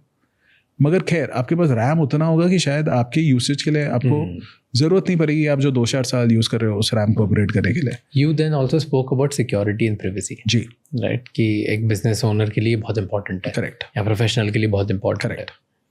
अगर लैपटॉप चोरी हो जाए तो can I track my laptop? ये कैपेबिलिटी डेवलप हो सकती है, पॉसिबिलिटी है 100%। ओके, आप बट उसके लिए कुछ सिक्योरिटी एजेंट्स ऐसे चाहिए जो आपके लैपटॉप में रहेंगे एंड कोई निकाल नहीं सकता। And at the same time अगर वो वाईफाई नेटवर्क के अंदर आया लैपटॉप तो आप उसको ट्रैक कर सकते हो, जियो लोकेट कर सकते हो। बट बिना वाईफाई नेटवर्क के नहीं कर सकते? अगर उसके अंदर नहीं, बिल्ट इन GPS लैपटॉप के अंदर होता भी है, लेकिन आपको बेसिकली अल्टीमेटली वो लोकेशन कम्युनिकेट करने के लिए कोई तो सिग्नल चाहिए। हाँ, कोई तो जरिया चाहिए ना इंटरनेट का। और या तो अगर आपके पास मोबाइल इंटरनेट हो, लैपटॉप के अंदर सिम कार्ड हो तो आप कर सकते हो। अगर सिम कार्ड नहीं है, जो जनरली लैपटॉप्स में सिम कार्ड नहीं रहता, राइट, बिकॉज लोग अपना फ़ोन यूज़ करते हैं आज के डेट पे तैतर करने के लिए, तो जब वो वाईफाई नेटवर्क के अंदर आएगा तो वो लोकेशन कोऑर्डिनेट्स लेकर ट्रांसमिट कर सकता है, बिकॉज उसको डेटा चाहिए ट्रांसमिट करने के लिए अपना लोकेशन कोऑर्डिनेट। एंड बहुत सारी कंपनीज कंट्रोल करती है लैपटॉप को। How is that possible? So generally जो कंपनीज लैपटॉप को कंट्रोल करना चाहती है वो विंडोज़ का प्रो वर्जन लेती है. उसके अंदर बहुत सारी पॉलिसीज़ होती है. उस विंडोज़ प्रो वर्जन के अंदर एक बैकएंड पे कंसोल आता है, तो सारे डिवाइसेस उस डायरेक्टरी के अंदर लिस्ट होते हैं. ओके, एंड फिर उसके अंदर जो ऑपरेटिंग सिस्टम होता है उसके अंदर पॉलिसी सेट होती है कि इस लैपटॉप पे आप क्या कर सकते हो, क्या नहीं कर सकते हो. और उस ऑपरेटिंग सिस्टम का कस्टमाइज्ड वर्जन, लाइक अगर आप विंडोज समझते हो, लाइक विंडोज कॉर्पोरेट्स के लिए उनको कस्टमाइज करने देता है काफ़ी सारे फंक्शनैलिटीज़ को, कि उसके अंदर क्या एप्लीकेशंस होनी चाहिए, क्या नहीं होनी चाहिए. तो उसे मतलब जो टेक्निकल टर्म उसके लिए यूज़ होता है उसे कहते हैं कस्टम इमेज. तो वो कस्टम इमेज आप फिर सारे लैपटॉप्स में इंस्टॉल करते हो जो अपने एम्प्लॉयज़ को देते हो, और आपकी जो कंपनी की सारी पॉलिसीज़ है उस पर्टिकुलर लैपटॉप में वो एक्टिवेट हो जाती है. ओके. उस प्रकार से फिर वो जो पर्सन यूज़ करता है उस लैपटॉप को वो कुछ कर पाता है, कुछ नहीं कर पाता है. इज इनकॉग्निटो मोड और प्रिवेसी मोड सेफ? किसी को नहीं पता चलता. व्हाट डू यू सोच there? See incognito mode, well I am not an expert first of all in that particular area, लेकिन जितना मुझे पता है कि आपके सर्च हिस्ट्री में शायद नहीं आएगा, लेकिन गूगल को आपके अकाउंट की बेसिस पे शायद पता है कि आप क्या सर्च कर रहे हो. ओके. जो मेरा अंडरस्टैंडिंग है बेसिक इसके बारे में. ओके. एंड आजकल ना ये बहुत बढ़िया है कि अलाउ ऑल कुकीज़. हाँ, आप जिस भी वेबसाइट पे जाते हो लैपटॉप के थ्रू, फ़ोन के through, they ask you reject all और अलाउ.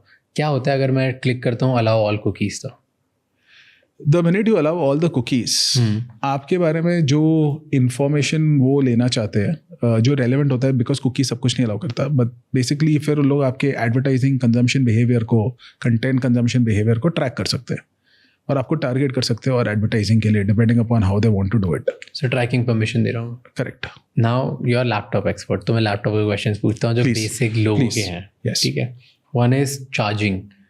लैपटॉप की बैटरी लाइफ कैसे बढ़ाऊँ मैं? तो पहले तो आपको ये देखना है अल्टीमेटली उसका जो अगर आपको ज़्यादा बैटरी लाइफ चाहिए, एक तो आपका सिस्टम किस प्रकार का है.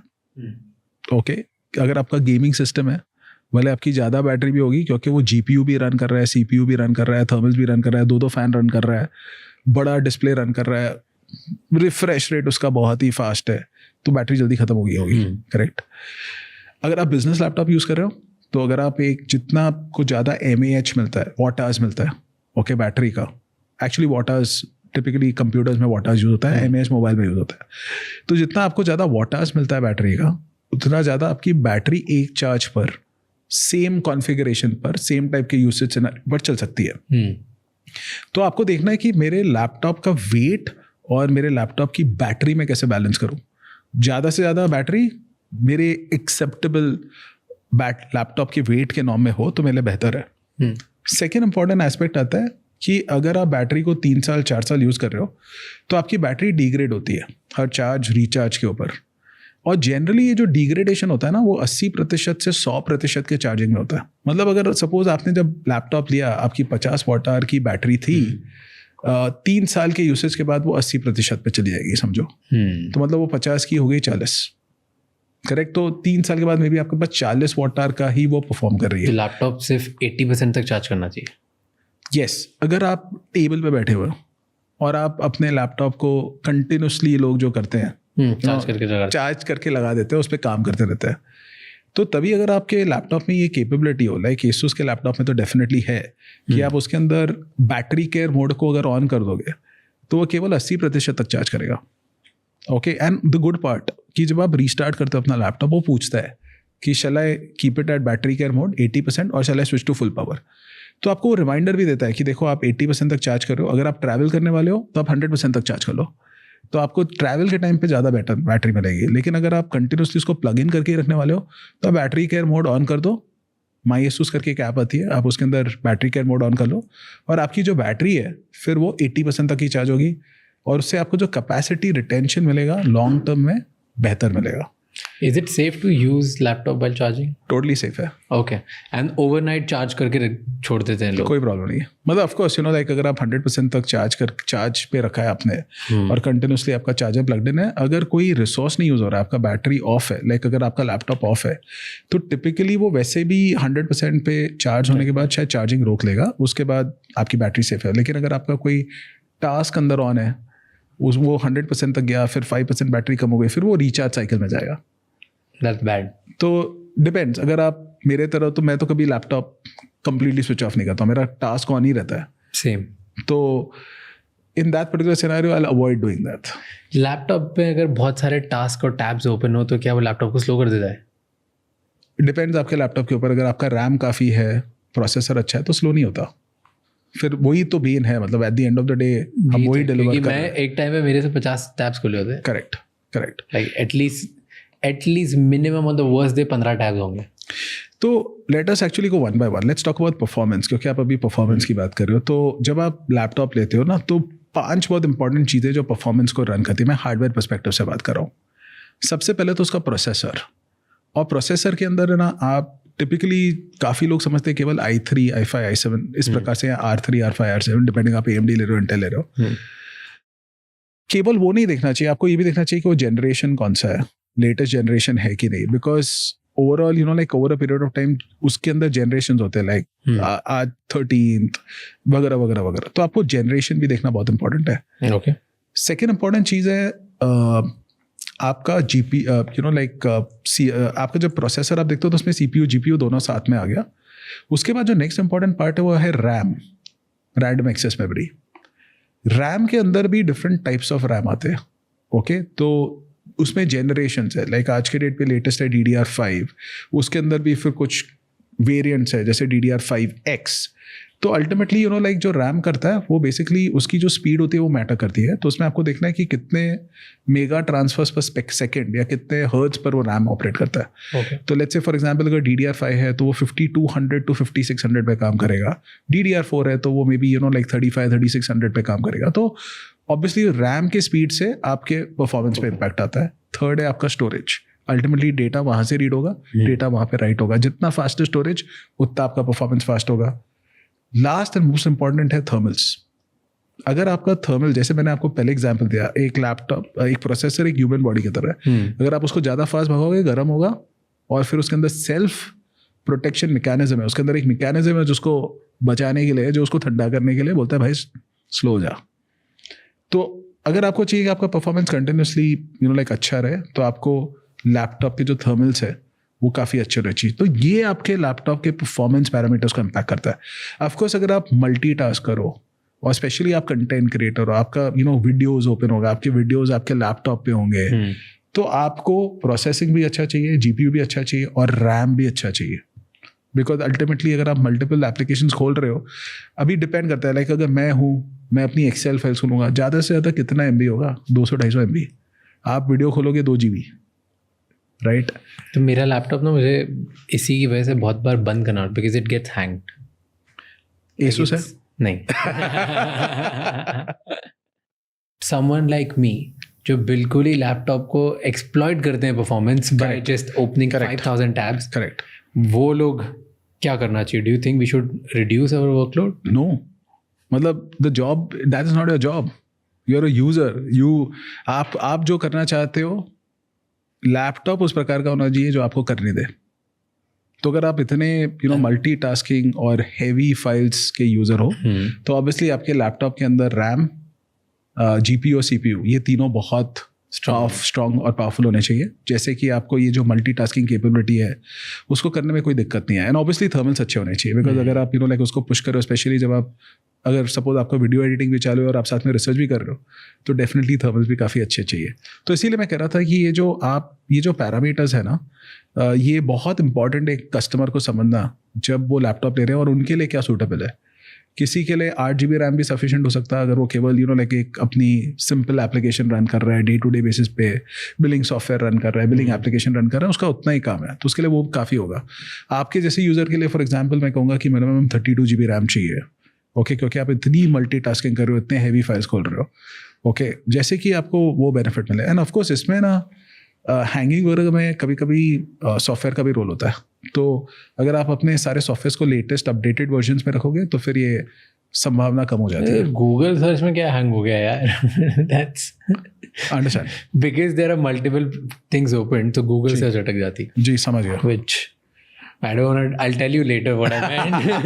बता नहीं सकता ज़्यादा. Correct. But it's a problem. I understand. And okay, which one do you think is the best laptop in the country or in the world? Asus Of course, not a brand. So see, For एक brand के अलावा मैं बोल रहा I'll tell you the best laptop is actually very very individual to a person. So let's say for me, I want the fastest laptop. Are you And generally longest battery. Are you generally acha battery also, and you want fastest also? See, today a good blend of speed, matlab fast speed and good battery life is, for example, our laptop ExpertBook P5, and not because I want to now specifically recommend, like just because for the sake of it we are sitting and talking. Reason भी बताता हूँ. Okay, उसका जो processor है वो 30 what पे काम करता है. आपके जो स्टैंडर्ड लैपटॉप्स होते हैं, ओके, वो केवल मतलब स्टैंडर्ड बिजनेस लैपटॉप जो typically like heavy battery life के लिए डिजाइंड है, वो 15 वॉट पे काम करते हैं. तो एक तो आपको 30 वॉट का परफॉर्मेंस मिल रहा है. सेकंड, उसके अंदर जो इंटेल ने इंटीग्रेटेड जीपीयू भी बनाया, वो उसे आर्क 2 कहते हैं, लेट्स से आइरिस XE2 कहते हैं. तो वो जीपीयू भी जो इंटीग्रेटेड है वो भी बहुत पावरफुल है. तो उसमें लाइक जो आपका वीडियो रेंडरिंग या लेट्स से आपका वीडियो प्लेबैक है, जो भी ग्राफिक कार्ड रिलेटेड आपके जो यूसेज है उसको वो मैनेज कर लेगा अच्छे से. थर्ड, उसके अंदर एक न्यूरल प्रोसेसिंग यूनिट है जो 47 टॉप्स पे काम करता है. तो AI जो है उसका जो मेजरमेंट लैपटॉप पे जो आ रहा है, कंप्यूटिंग पे जो आ रहा है, वो ट्रिलियन ऑपरेशंस पर सेकंड और टॉप्स पे आ रहा है. तो उसके अंदर 47 टॉप्स का NPU है, और टोटल सिस्टम टॉप्स अगर आप GPU के टॉप्स ले लो 64 प्लस इसके 47 और CPU के 5, तो 115 टॉप्स पे वो काम करता है. तो आप जैसे यूज़र के लिए जो AI भी बहुत यूज़ करेगा, बिकॉज आपको इन्फॉर्मेशन चाहिए, आपको एनालिटिक्स चाहिए, जिस तरीके का आप काम कर रहे हो उसके लिए, तो वो भी आपको वहाँ पर भी सपोर्ट करेगा. एंड दूसरी इंपॉर्टेंट विशेषता उसकी, जो उसकी बैटरी लाइफ है, एक तो उसके अंदर 63 वॉट की 3 सेल बैटरी है, प्लस उसकी जो बैटरी लाइफ है ये सारे टास्क करते हुए भी ओके, वो करीबन ईजिली मैं बोल रहा हूँ हेवी यूसेज के साथ भी 8-10 घंटे तो मिनिमम है एक चार्ज पे, और जो क्लेम लाइफ है वो तो 20 घंटे है. तो रैम उसका 32 GB LPDDR5X रैम है, जिसकी जो स्पीड है वो है 8533 मेगाहर्ट्ज. ओके, तो मैं बोल रहा था आपको DDR5 रैम की स्पीड सबसे बेस्ट 5600 है, ये 8533 है, तो करीबन 50% बेटर अप्रॉक्सीमेट. ये सब सुन के ना मुझे स्पेक फटीग हो गया. राइट, लेकिन इतने स्पेसिफिकेशंस आपने बता दिए. Right, my brain is not able to process, क्योंकि मैं एक टेकी नहीं हूँ, मुझे नहीं समझ. एंड मुझे एक बेसिक कस्टमर जैसे बेसिक चीज़ समझनी है. तो टेल मी टॉप 3 फीचर्स जो मुझे देखने चाहिए before buying a laptop as a professional और as a business owner. See, as a business owner ना आपके लिए नंबर 1 आपको देखना चाहिए कि जो मैं लैपटॉप ले रहा हूँ वो ड्यूरेबल है कि नहीं है. ठीक है. ओके, लाइट वेट और ड्यूरेबल ये दोनों बहुत इंपॉर्टेंट चीज़ है. तो ड्यूरेबिलिटी के अंदर आप क्या करोगे, क्या टेस्ट करोगे अल्टीमेटली, राइट? सबसे पहले कहाँ पर फेलियर आता है, आप कीबोर्ड बहुत यूज़ कर रहे हो, करेक्ट, पूरा दिन आप टाइपिंग कर रहे हो, तो वो कीबोर्ड ड्यूरेबल है कि नहीं. अल्टीमेटली जनरली कंपनी ये सब इन्फॉर्मेशन डालती नहीं है, तो जो डालती है वो बेटर है, आप उसके ऊपर रिसर्च कर सकते हो. लाइक फॉर एग्जाम्पल अगर हम अपने जो नई रेंज हमारी ASUS ExpertBook उसकी बात कर रहे हैं, तो ये जो कीबोर्ड है वो एक की 1 करोड़ टाइम्स की प्रेस के लिए टेस्टेड है, 1 crore times. Okay, second thing आप क्या करोगे, आप लैपटॉप खोलोगे बंद करोगे, खोलोगे बंद करोगे, करेक्ट. कितने बार करते होंगे आप दिन में? 25 बार, 15 बार मिनिमम. 15 बार? हाँ, और मैं तो खोलता हूँ बंद कर देता हूँ, खोलता हूँ बंद कर देता हूँ, क्योंकि मेरा काम बहुत ज़्यादा पॉकेट्स में है ना. करेक्ट. और आप कितने दिन साल में काम करते हो? बहुत दिन, almost every day. But laptop के साथ काम मैं भी मान लो 3 दिन होता होगा हफ्ते में, ज़्यादा नहीं होता मेरे. ठीक है, तो 50-52 हफ्ते साल में होते हैं, तो आप बेसिकली 3 दिन यूज़ करते हो, आप let's say 20 bar open close करते हो, तो हफ्ते में 60 बार हो गए. और अगर मेरी मैथ करेक्ट है तो करीबन आप 3000 बार साल में लैपटॉप ओपन क्लोज करते हो, करेक्ट, 52 हफ्ते, तो 3000 बार हो गया. तो जो हमारे ये जो एक्सपर्ट सीरीज के लैपटॉप्स है ना, वो एक लैपटॉप का जो हिंज ओपनिंग और क्लोज टेस्ट है ना, वो 50,000 बार है एक लैपटॉप का. इसका मतलब अगर आप कैलकुलेट कर लो आपकी यूसेज के हिसाब से, वो करीबन 16 साल से 20 साल के यूसेज के लिए टेस्टेड है. तो हिंज बहुत इंपॉर्टेंट रोल प्ले करता है. थर्ड है, आप ट्रैवल कर रहे हो, आज आप फ्लाइट में भी ट्रैवल करो या कोई भी पब्लिक ट्रांसपोर्ट से ट्रैवल करो, हमेशा रिस्क होता है कि आपके लैपटॉप के ऊपर लोड आएगा. फ्लाइट में आप अपनी बैग भी डाल रहे हो, उसके ऊपर आके 2 लोग और बैग डाल देंगे, कोई अपनी भारी बैग लाके डाल देगा आपके लैपटॉप बैग के ऊपर. सबसे बड़ा रिस्क वही है, डालते ही नहीं ऊपर लैपटॉप, हाथ में निकाल के रखना पड़ता है, क्योंकि वो डर लगता है कोई मेरी स्क्रीन फूट जाएगा, मेरा लैपटॉप अप डाउन हो जाएगा. एग्जैक्टली. तो उसके लिए जो पैनल प्रेशर टेस्ट होता है लैपटॉप का, वो मैटर करता है. तो अभी जैसे हमारा लैपटॉप है, उसके अंदर 25 से 30 किलो तक पैनल प्रेशर टेस्टेड है। तो उसमें ये जो सारे प्रेशर्स है, लाइक कोई आपके लैपटॉप के ऊपर बैग डाल दे, उसको पुश कर दे, ट्रेन में कोई धक्का दे दे पीछे से, वो पूरी तरह से टेस्टेड है जिससे आपका डिस्प्ले ना टूटे। एंड अगेन दूसरा रिस्क आपके कीबोर्ड को ये भी है कि आप काम करते करते कभी आपने चाय गिरा दिया, पानी गिरा दिया, तो आपका कीबोर्ड नहीं खराब होना चाहिए, तो उस पर स्पिल रेजिस्टेंस होना चाहिए। Okay, and other important thing is कि आप अपने पोर्ट्स को बहुत यूज़ करते हो, सारा टाइम आप उसमें प्लग इन करते रहते हो। टाइप ए पोर्ट में आप अपना USB डालते हो, माउस डालते हो, कंटिन्यूसली कुछ कनेक्टर कर देते हो। हाँ। तो वो पोर्ट्स का टेस्टिंग क्या है? मतलब अल्टीमेटली ये जब चीज़ें खराब होगी, लाइक पोर्ट्स आपके मदरबोर्ड से डायरेक्टली कनेक्टेड है तो लैपटॉप के, तो अगर आपका पोर्ट किसी ने खराब कर दिया, तोड़ दिया, वो प्रेशर नहीं ले पाया, मदरबोर्ड टूट गया अंदर, तो आपके तो मदरबोर्ड का बिल तो सबसे ज़्यादा आता है। तो वो बहुत इंपॉर्टेंट है, क्योंकि अगर आपका पोर्ट वो प्रेशर नहीं ले पाएगा तो मदरबोर्ड तोड़ देगा अंदर। मदरबोर्ड टूटा तो भाई बहुत बड़ा बिल है, बिकॉज अल्टीमेटली तो वही लंबा खर्चा है। तो हमारे जो लैपटॉप्स है उसके अंदर अगर आप देखोगे मदरबोर्ड के ऊपर, पोर्ट्स के ऊपर एक ब्रेसिंग है, लाइक प्रॉपर स्टील की, जो पोर्ट्स को प्रोटेक्ट करती है कि अगर उस पर प्रेशर आएगा तो मदरबोर्ड के ऊपर प्रेशर ना। सेकंड, उसका जो पुल प्रेशर है उसमें 9 kg का पुल प्रेशर है, और हम ये सब टेस्ट करेंगे सर आपके साथ अभी। तो ड्यूरेबिलिटी इंपॉर्टेंट है। सेकंड इंपॉर्टेंट चीज़ है बैटरी, क्योंकि आप ट्रैवल करते हो तो आपको बैटरी चाहिए, राइट? जैसे आपने राइटली बोला आपकी रिक्वायरमेंट है, तो एक तो बैटरी कैपेसिटी उस बजट में सबसे बेस्ट मिल रही है, 50 वाट आवर, 40 वाट आवर, जो भी आप इजीली कंपेयर कर सकते हो साइड पे। तो बैटरी, लाइक अगर आप गाड़ी लेते हो तो भी आप कैपेसिटी फ्यूल तो देखते ही हो, तो बैटरी तो देखना ही चाहिए। जितनी कैपेसिटी बैटरी की, और मिनिमम आइडली 3 सेल की बैटरी लेना चाहिए, अगर वो इन्फॉर्मेशन है, ठीक है, बट एटलीस्ट कैपेसिटी तो देखो। सेकेंड इंपॉर्टेंट चीज़ है अभी, लाइक जो नई टेक्नोलॉजी हम ला रहे हैं वो है चार्जिंग केबिलिटी। एक तो हमारा चार्जिंग टाइप सी है। सेकेंड, मैं आपसे क्वेश्चन करना चाहूँगा, क्या आप अपने लैपटॉप को एक mobile charger, mobile power bank, aircraft charger, गाड़ी के चार्जर से चार्ज कर सकते हो? नहीं, अभी तक तो नहीं, मेरे को नहीं पता। और अगर ये हो सकता तो बेस्ट। क्यों बेस्ट? क्योंकि फिर मुझे डिवाइसेस अलग अलग कैरी नहीं करनी ना, और लैपटॉप में कहीं भी चार्ज कर सकता हूँ मेरे पावर बैंक से, ईजी हो जाएगा मेरे लिए। एग्जैक्टली। तो मुझे ये आपको बताते हुए बहुत खुशी हो रही है कि जो पूरी नई सीरीज़ है Asus ExpertBook P सीरीज़, ये आपके मोबाइल पावर बैंक, आपके mobile charger, car charger, aircraft charger, इन सारे चार्जर से आप इसको चार्ज कर सकते हो। And there is one more thing जो बहुत कॉमन है लैपटॉप में, अगर कुछ भी खराबी होती है तो क्या सर्विस सेंटर भेजना चाहिए कंपनी के, कि लोकल वेंडर से करा देना चाहिए? सही सी, अगर आपका लैपटॉप वारंटी के अंदर है तो डेफिनेटली किसी लोकल वेंडर के पास प्लीज मत जाइए। ओके, सी देखिए, जब हम लाइक इसके लिए मैं कह रहा हूँ, लाइक जब आप किसी चीज़ के लिए पर्पस डिज़ाइन लेते हैं, तो जब हम केवल लैपटॉप ही नहीं, हम सर्विस भी पर्पस डिज़ाइन करते हैं बिजनेस के लिए। One big problem yes is 1 साल बाद लैपटॉप स्लो हो जाते हैं। ऐसा क्यों होता है? Fantastic point. मे बी उसके कई कारण हो, मे बी आपका रैम एडिक्वेट ना हो, आपने नई एप्लीकेशन डाउनलोड कर दी, उस एप्लीकेशन की रैम रिक्वायरमेंट ज़्यादा हो। जनरली Asus लैपटॉप स्लो नहीं होते। अगेन थर्मल्स पे भी डिपेंड करता है कि अगर आपके थर्मल्स अच्छे ना होंगे तो फिर अल्टीमेटली आपका प्रोसेसर लाइक उसके अंदर, let's say for example Indian conditions में डस्ट जाता है अंदर, वो डस्ट गया अंदर, वो डस्ट ने जाके आपके फ़ैन को कवर कर दिया डस्ट के साथ, आपके हीट वेंट्स को कवर कर दिया डस्ट के साथ। तो उसके वजह से क्या होगा, डस्ट बिल्डअप होगा, फिर उसका जो थर्मल एफिशिएंसी है थर्मल्स का कम हो जाएगा, आपका प्रोसेसर जल्दी थ्रॉटल होना शुरू हो जाएगा और लैपटॉप आपका स्लो होना शुरू होगा। इसीलिए सारे रेंज के अंदर हमने डस्ट फिल्टर भी बिल्ड किया, क्योंकि इंडियन कंडीशन में डस्ट जाने के चांसेस होते हैं। तो ये सारे लैपटॉप्स के अंदर बैक कवर पे एक तो वेंट भरा है जिसके थ्रू अंदर एयर फ्लो आराम से हो सकता है, एंड सेकंड इसके अंदर डस्ट प्रोटेक्शन है, डस्ट फिल्टर है जो डस्ट को फिल्टर आउट कर लेता है और फिर वो आपके थर्मल्स को क्लॉग नहीं करता, तो आपका लैपटॉप का परफॉर्मेंस कंटिन्यूसली अच्छा चलता रहता है। बट इंटरनली सॉफ्टवेयर अपडेट्स भी तो ऐसे होते हैं जिसकी वजह से सिस्टम स्लो हो जाता है लेकिन वो फिक्स हो सकते हैं, वो फिक्स हो सकते हैं। कैसे? लाइक जनरली इंटेंशनली नहीं होने चाहिए, तो एटलीस्ट हमारे तरफ से नहीं है, मैं आपको श्योर करना चाहूँगा।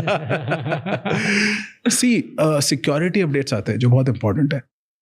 तो लाइक हम परफॉर्मेंस की बात कर रहे थे, बैटरी की बात कर रहे थे, सिक्योरिटी की थोड़ी बात करते हैं। सिक्योरिटी में क्या है ना कि 3 लेयर होते हैं हमारे डिवाइस के अंदर, लैपटॉप्स के अंदर। एक तो आपका हार्डवेयर है, सेकंड है आपका BIOS, basic input output system जो जनरली लोग देखते नहीं है। हम केवल विंडोज से या ऑपरेटिंग सिस्टम जो भी हमारे लैपटॉप का हम उससे इंटरेक्ट करते हैं। लेकिन आपका जो स्टार्टिंग फेज है लैपटॉप का वो बायोस मैनेज करता है। जो इंटरफेस है बिटवीन ऑपरेटिंग सिस्टम और हार्डवेयर आपका बायोस मैनेज करता है। ठीक है।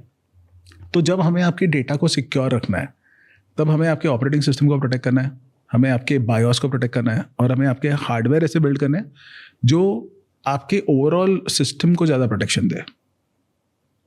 तो अगर आप रेगुलर लैपटॉप्स लेते हो तो उसमें एक चिप होती है, ओके, जिसे कहते हैं हम discrete trusted platform module chip. Sorry ये थोड़ा टेक्निकल है, बट ये चिप टेक्निकल है। हाँ, ये चिप क्या करती है मैं आपको बता देता हूँ। ये चिप बेसिकली आपके पासवर्ड्स, आपके आइडेंटिटीज और आपके जो एनक्रिप्शन कीज है उसको अलग से आपके प्रोसेसर और आपके रेस्ट ऑफ द सिस्टम से अलग से स्टोर करती है और सारे ऑथेंटिकेशन से चिप मैनेज करती है। मतलब ये एक तरीके का एक सेपरेट हार्डवेयर की है जो नहीं है तो बाकी कुछ बाकी सारी चीज़ें नहीं चलेगी। तो ये जो चिप होती है अलग से हार्डवेयर चिप होती है जो ज़्यादा सिक्योर होती है, जो बिजनेस लैपटॉप्स में होती है, जो आपको नॉर्मल लैपटॉप्स में नहीं मिलता। सेकेंड इंपॉर्टेंट थिंग है हमने और एडवांसमेंट के लिए बायोस को भी ज़्यादा प्रोटेक्टेड बना दिया, उसमें बड़ा पासवर्ड डाल दिया, 8 डिजिट का पासवर्ड जो क्रैक करना ज़्यादा डिफिकल्ट हो। फिर एक नई टेक्नोलॉजी डाली है जिसे कहते हैं मतलब जो सिर्फ बिजनेस लैपटॉप्स में आती है लेकिन हमने इनमें बिल्ड की है, जो है सेल्फ हीलिंग बायोस, जो टिपिकली हायर एंड एंटरप्राइजेस लेते हैं। ओके। तो ये सब चीज़ें जो होती है ना वो सिक्योरिटी पर्सपेक्टिव से बायोस लेवल को प्रोटेक्ट करती है। प्लस हमने ऑफकोर्स ऑपरेटिंग सिस्टम के सिक्योरिटी के लिए भी विंडोज डिफेंडर के अलावा एक मैकाफे का प्रीमियम वर्जन 1 साल के लिए फ्री दे दिया जो करीबन 3,900 रुपये कॉस्ट करता है। तो हर प्रकार से हम आपके ऑपरेटिंग सिस्टम को, आपके हार्डवेयर को, आपके बायोस को, तीनों को एडिशनल प्रोटेक्शन देते हैं सिक्योरिटी के लिए। एंड एक और इम्पॉर्टेंट क्वेश्चन आपसे, आपका क्या परसेप्शन है कि अगर आपने लैपटॉप के अंदर पासवर्ड डाला तो मैं आपका डेटा रीड कर सकता हूँ कि नहीं रीड कर सकता हूँ? नहीं। ओके, लेट्स से अगर आपका लैपटॉप गुम गया तो अगर वो पासवर्ड क्रैक कर लिया तो then you will be able to do. तो ये एक सबसे बड़ा शॉकिंग न्यूज़ है आपके लिए कि अगर आपने भले विंडोज़ का पासवर्ड डाला हुआ है, मुझे सिर्फ इतना करना है कि मुझे आपकी ड्राइव निकालनी है आपके लैपटॉप से और एक ड्राइव रीडर में डालनी है या एक दूसरे लैपटॉप में डालनी है, और जो डेटा आपने कुछ स्पेसिफिक विंडोज़ के फोल्डर्स में नहीं डाला है, मैं आपकी सारी डेटा को as easy as pen drive read कर सकता हूँ। As easy as a pen drive सारा डेटा मैं रीड कर सकता हूँ। तो अगर आपको अपने डेटा को प्रॉपर्ली सिक्योर करना है कि कोई और रीड नहीं कर पाए तो आपको उसे एनक्रिप्टेड फॉर्मेट में सेव करना चाहिए। अ लॉट ऑफ कॉन्स्पिरेसीज अराउंड कि वेबकैम यूज नहीं करना चाहिए, वेबकैम के ऊपर बैंडेड लगा देनी चाहिए, कुछ कर देना चाहिए। Have you scene Snowden? Yeah. You seen Snowden? Yeah, I have not seen the movie but I know about Snowden very well. Yeah. तो इस मूवी में वो यही बताता है कि बहुत सारी एजेंसीज हैं और कंपनीज हैं जो देख सकती है Through the webcam camera. Access कर सकती है। Correct. Is that true? तो इसीलिए सारे रेंज के अंदर, हमारे रेंज के अंदर हर एक कैमरा के ऊपर कैमरा शटर है जिसे आप हमेशा बंद करके रख सकते हैं। सिर्फ जब आप कोई एप्लीकेशन यूज़ करें जहाँ पर आपको कैमरा ऑन करनी है, जैसे कोई टीम्स कॉल हो गया या जूम कॉल हो गया, जो भी आप कर रहे हैं, तो आप उस समय उस कैमरा शटर को ओपन कर सकते हैं। तो ये भी जो सिक्योरिटी रिस्क है कैमरा शटर के थ्रू 100% बिल्ट इन है आपको प्रोटेक्ट करने के लिए। नाइस। फ्लिपकार्ट कैसे चेंज किया, क्या है उसकी स्टोरी? देखिए, जो फ्लिपकार्ट एज अ प्लेटफॉर्म था, it was only mainly designed or let's say focused for selling to regular consumers. So what we did is we told Flipkart, see, we want to create a complete worry-free business experience. We want to make things completely built for worry-free, whether it is product, service, and even the buying experience. So Flipkart being a strategic partner, they said, yes, we would want to partner. They saw the need in the market for this.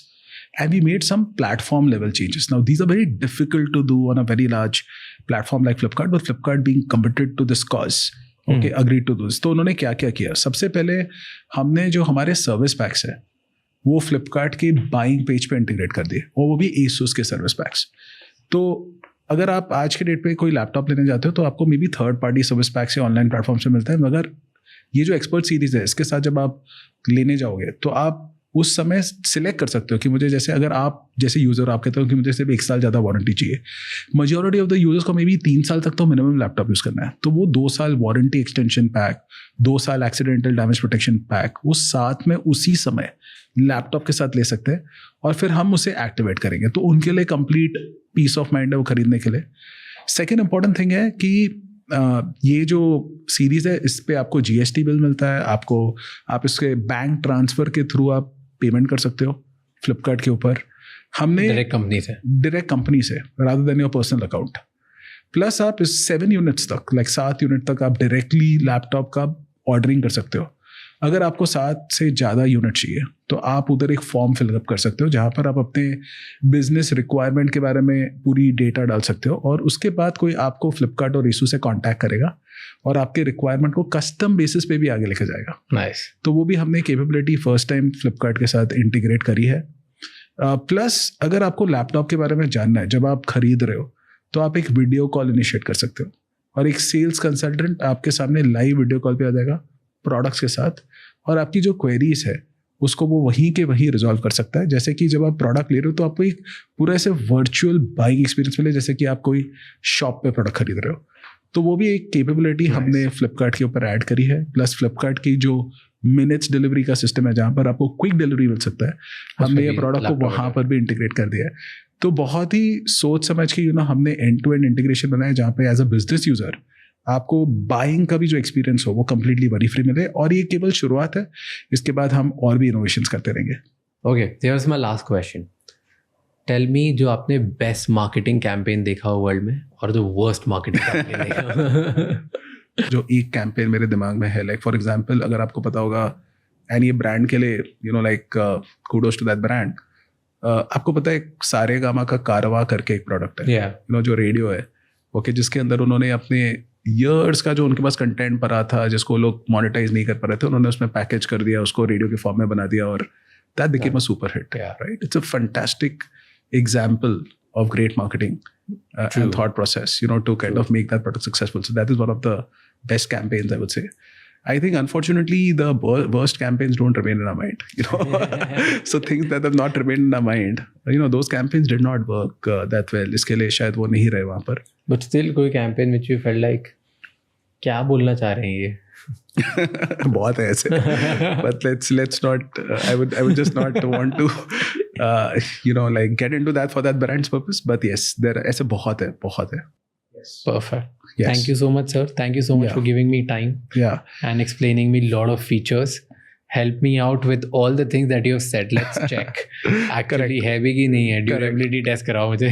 Okay. So when we are actually जब हम किसी business के लिए laptop build कर रहे हैं तो हम उसमें बहुत कुछ सोच रहे हैं, जैसे कि लैपटॉप के अंदर परफॉर्मेंस की अगर बात आती है तो ठीक है, तो परफॉर्मेंस जो लैपटॉप का होता है वो 6 पैरामीटर्स से ड्राइव होता है। एक है उसका प्रोसेसर, सेकेंड है उसका इंटीग्रेटेड ग्राफिक कार्ड जो प्रोसेसर के अंदर जनरली बिजनेस लैपटॉप्स के अंदर होता है, डिस्क्रीट भी होता है कुछ में, पर बहुत कम, ओके। देन इसका रैम, ओके, एंड उसका स्टोरेज, ओके, बिकॉज रैम की स्पीड, स्टोरेज की स्पीड, प्रोसेसर की स्पीड, ये तीनों परफॉर्मेंस को इम्पैक्ट करती है, ओके। फिर आजकल एक और इम्पॉर्टेंट एलिमेंट आ रहा है जो AI PCs में आ रहा है, वो है कि उसके अंदर जो NPU है वो कितना फास्ट है और उसकी क्या स्पीड है। तो AI PCs में NPU भी मैटर करता है। ये है कि हार्डवेयर कंपोनेंट्स। तो फॉर एग्जांपल अगर हमें आज के डेट पे फास्टेस्ट रैम चाहिए तो हमें DDR5, DDR5X रैम चाहिए। अगर हमें फास्टेस्ट SSD चाहिए, जो स्टोरेज चाहिए, तो वो Gen 4 NVMe SSD चाहिए, ओके।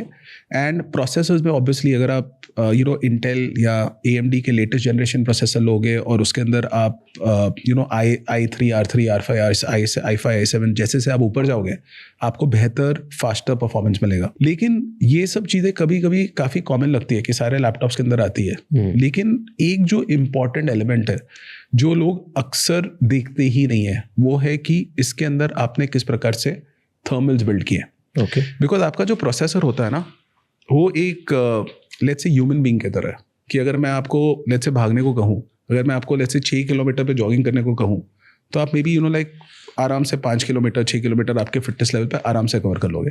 लेकिन मैं अगर आपसे कहूँ राज की आप 15 किलोमीटर पे भागो, ओके, तो मे बी 100 मीटर्स तक आप भाग पाओगे 15 किलोमीटर पे। उसके बाद आप बोलोगे Dinesh I need to slow down, क्योंकि आपका कोर टेम्परेचर ऊपर बढ़ जाएगा। तो उसी प्रकार से प्रोसेसर भी अगर उसका टेम्परेचर एक सर्टेन थ्रेशोल्ड के ऊपर जाएगा, अल्टीमेटली सिलिकॉन का है वो, तो वो डैमेज हो सकता है। तो उसको प्रिवेंट करने के लिए प्रोसेसर के अंदर एक बिल्ट इन मैकेनिज्म है जिसे कहते हैं हम थर्मल थ्रॉटलिंग, ओके। तो वो क्या करता है कि अगर उसका टेम्परेचर एक सर्टेन रेंज के बाहर गया तो वो स्लो डाउन हो जाएगा, थ्रॉटल करेगा। ओके, उससे आपका परफॉर्मेंस ड्रॉप हो जाएगा। तो आप जब हम बना रहे हैं अपना लैपटॉप, तो हम इस प्रकार से बना रहे हैं कि इसका कूलिंग का जो सिस्टम है बहुत ही एफिशिएंट हो, जैसे कि प्रोसेसर ज़्यादा से ज़्यादा समय तक गर्म ना हो और उसके वजह से आपको कंटिन्यूसली अच्छा परफॉर्मेंस मिले। तो अगर आप देखेंगे इसमें हमने क्या किया है वो अचीव करने के लिए, सबसे पहले तो हमने इसमें 8 mm का ये लंबा पाइप डाला है। ओके, और ये जो है यहाँ पर इसके नीचे प्रोसेसर है, तो ये हीट सिंक है यहाँ पर। तो ये क्या करता है कि ये हीट को, प्रोसेसर जब हीट हो रहा है तो उसको यहाँ से हीट को ट्रांसफ़र करता है लंबे पाइप के ऊपर। तो ज़्यादा सरफेस एरिया है, जितना ज़्यादा सरफेस एरिया होगा उतना ज़्यादा जल्दी कूल होगा। और फिर यहाँ पर ये फ़ैन है, और अगर आप इसके अंदर देखेंगे, राइट राज, अगर आप इसके अंदर देखेंगे तो ये हीट सिंक है, और हीट सिंक के अंदर भी बहुत सारे फिन्स है। ओके, तो टोटल कूलिंग सरफेस एरिया बहुत ज़्यादा है ये फिन्स की वजह से, राइट। तो अब ये सिस्टम क्या करेगा, ये यहाँ से टोटल अक्रॉस द बोर्ड, अगर आप ये पीछे का स्लैट्स देखेंगे यहाँ पर, तो ये अक्रॉस द बोर्ड स्लैट्स है, क्योंकि हमको चाहिए कि सबसे ज़्यादा एयर इनटेक करे। ओके, तो यहाँ पर पूरे स्लैट्स डाले गए। काफ़ी लैपटॉप्स के अंदर केवल मे बी लाइक इतना ही ओपन होगा, या इसका 3/4 ओपन होगा, कभी भी पूरा नहीं ओपन होगा। तो ये पूरा यहाँ से एयर इनटेक होगा, उसकी वजह से ये कूलिंग बहुत फास्ट होगा, और उसकी वजह से आपका परफॉर्मेंस बहुत अच्छा आएगा। अनदर कूल थिंग इज़ कि क्योंकि इंडिया में अगेन हमें कूलिंग ज़्यादा चाहिए, काफ़ी लोग बिना एसी के प्रोडक्ट यूज़ करते हैं, लेकिन डस्ट भी ज़्यादा है। तो यहाँ पर अगर आप देखोगे जो स्लैट्स पीछे ओपन है, सब में डस्ट फिल्टर डाला हुआ है। जैसे कि ये जो आपका सिस्टम है कूलिंग का, उसके अंदर डस्ट नहीं जाए अंदर। ओके, और अगर डस्ट जाएगी तो ये फैन क्लॉग हो जाएगा, तो फिर ऑब्वियसली आपकी कूलिंग एफिशिएंसी गिर जाएगी। ठीक है, तो ये एक पार्ट है। सेकंड इंपॉर्टेंट पार्ट है कि एक्सपांडेबिलिटी। अभी आप जब लैपटॉप लेते हो तो लेट्स से अगर आपने केवल 16 GB रैम लिया, कल आपको 32 GB चाहिए, आपने 8 GB लिया, आपको कल 16 GB चाहिए, तो आपको एडिशनल रैम डालना होता है। अभी इसके अंदर हमने 2 डिम स्लॉट बिल्ड किए, मतलब अगर आपको जब भी रैम डालना है, आप केवल इसको यहाँ से पुल कीजिए। लाइक ये सपोज रैम नहीं था, ये केवल 16 GB का रैम है, अब मुझे 32 GB डालना है, तो मैंने और 16 GB खरीद लिया, या और 8 GB ले लिया। अगर 8 GB का रैम है, इसमें डाल दिया, यहाँ पे क्लिप किया, ये प्रोडक्ट के साथ ये रैम एक्सपांड हो गया। मुझे एक और SSD अगर स्टोरेज एक्सपांड करना है, यहाँ पर ऑलरेडी एक है, यहाँ पे एक और स्लॉट दिया है, मैंने दूसरी SSD डाल दी। ओरिजिनल SSD का वारंटी नहीं गया, मैंने यहाँ पर दूसरी SSD डाल दी, और मेरा स्टोरेज एक्सपेंशन हो गया। अनदर इंपॉर्टेंट थिंग इज ये पोर्ट्स। ओके, ये जो पोर्ट्स है, ओके, आपके यूसेज के लिए भी इंपॉर्टेंट है और इनकी ड्यूरेबिलिटी भी इंपॉर्टेंट है। क्यों? सपोज अगर आपने इसमें कोई कॉर्ड डाला हुआ है, पेन ड्राइव डाला हुआ है, बाय मिस्टेक आपने उसके ऊपर फोर्स डाल दिया, ओके, तो ये पोर्ट यहाँ से प्रेशर कहाँ डालेगा? मदरबोर्ड पे डालेगा, बिकॉज ये पोर्ट्स जो लैपटॉप के होते हैं वो मदरबोर्ड के साथ सोल्डर्ड है, तो ये मदरबोर्ड को डैमेज कर सकते हैं। और सबसे एक्सपेंसिव कंपोनेंट आपके लैपटॉप का आपका मदरबोर्ड है, ओके, बिकॉज प्रोसेसर भी उसी पर है। तो अगर आपका मदरबोर्ड डैमेज हो गया पोर्ट्स की वजह से जब आप यूज़ कर रहे हो, तो आपका जो एक्सपेंस आएगा सर्विस में काफ़ी ज़्यादा आएगा। इसके लिए अक्रॉस द रेंज जो हमारी एक्सपर्ट बुक्स की है, इसमें हमने इसके ऊपर यहाँ पर आप देखोगे एक्स्ट्रा प्रोटेक्शन या मेटल ब्रेसिंग डाला हुआ है। इसके 2 बेनिफिट्स, एक तो पोर्ट्स टोटल जिस वजह से ड्यूरेबल है, ये 9 kg तक का वेट उठा सकते हैं। सेकेंड, अगर इनके ऊपर कभी प्रेशर आ गया, ओके, तो ये प्रेशर ये सस्टेन करने में मदद करेगा, जिससे आपके मदरबोर्ड का डैमेज नहीं होगा। ओके, अगेन इंडिया पर्सपेक्टिव से अगर आप देखेंगे, स्पीकर्स बहुत इंपॉर्टेंट रोल प्ले करते हैं, बिकॉज हमारे यहाँ पे नॉइस लेवल्स काफ़ी ज़्यादा है। तो यहाँ पर 2 बड़े बड़े स्पीकर्स है। आपको अगर कभी बैटरी रिप्लेस करनी है इस लैपटॉप की, तो वो भी बहुत आसान है। यहाँ पे खोला ये कनेक्टर, खैर हमने इस पर्टिकुलर लाइक वीडियो के लिए खोला हुआ है। ये यहाँ से कनेक्टर खोलना है और ये बैटरी आसानी से निकल आएगी। तो आपके मदरबोर्ड के ऊपर जब आप बैटरी भी रिप्लेस करवा रहे हो कभी, उस पर भी प्रेशर नहीं आ रहा है। बाकी सारे लैपटॉप्स मैंने क्या देखा आमतौर पर कि ये जो बैटरी होती है वो स्क्रूड होती है, तो उस पर स्क्रूज होते हैं और ये मदरबोर्ड के साथ अटैचमेंट होता है, तो उसमें probability of damage is higher. अगर किसी ने बराबर काम किया तो नहीं होगा ऑब्वियसली, लेकिन प्रोबेबिलिटी इज हायर, हम वो प्रोबेबिलिटी कम कर लेते हैं। अब अगर आप बैटरी पे आते हैं तो इसके अंदर अगर आप देख सकते हैं, यहाँ पर अगर आप टच करेंगे 1 2 3 लाइक 3 सेल्स है इसके अंदर। लाइक ये पूरा पैकेज है बैटरी का, लेकिन इसके अंदर 3 सेल है। 3 सेल का एडवांटेज ये होता है कि लेट्स से आपकी एक तो बैटरी की कैपेसिटी है, तो जब आप नया प्रोडक्ट लेते हो तो आपकी बैटरी लेट्स से 100% कैपेसिटी पे काम कर रही है डे 1 पे।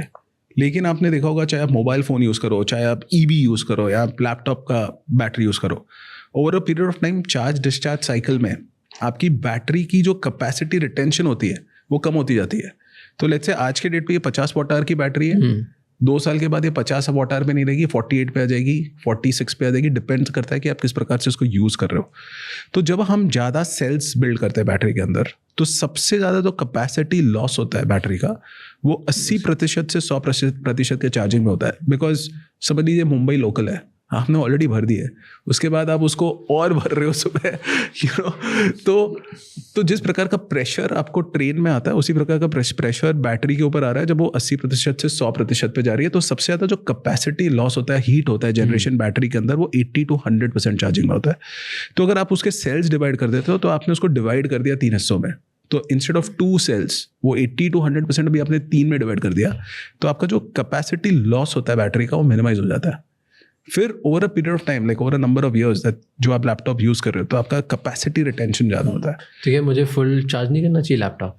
आइडियली अगर आप सिर्फ ऑफिस में है, तो हमारे प्रोडक्ट के अंदर एक बैटरी केयर फीचर है MyASUS में, आप उसको जाके बैटरी केयर ऑन कर दो, तो वो केवल 80% तक चार्ज करेगा। एंड क्यों करना चाहिए 80% तक? सारे लैपटॉप से 80% तक ही करना चाहिए। अगर आप ऑफिस में बैठे हो तो डेफिनेटली आपका फ़ोन और आपका लैपटॉप, अगर आप ट्रैवल नहीं कर रहे हो और आपको इतनी बैटरी नहीं चाहिए, तो आप केवल 80% तक चार्ज करो। क्यों? क्योंकि जैसे मैंने आपको बताया कि इलेक्ट्रॉन्स 80% तक काफ़ी कैपेसिटी पे आ जाते हैं, और 80 to 100 आप उसको ओवर प्रेशर डाल रहे हो। ओके, तो 80 का छोड़ दूं मैं चार्ज? 80 पे आप चार्ज करना छोड़ दो। तो अगर आप ऑफिस में हो तो आप उसको बैटरी केयर मोड पे यूज़ कीजिए, आपका लैपटॉप केवल 80% तक चार्ज होगा। लेकिन अगर आप ट्रैवल कर रहे हो तो आप उसको 100% तक चार्ज करो, बिकॉज तभी आपको एक्चुअली बैटरी की जरूरत है। तो आप क्योंकि मिस्टेक क्या करते हैं सब लोग, सिर्फ चार्जर लगा के रखते हैं लैपटॉप के अंदर कंटिन्यूसली, तो वहाँ पर आपके charge discharge cycles continuously on है, और फिर वो हमेशा 80% के ऊपर ही रहेगा by the way.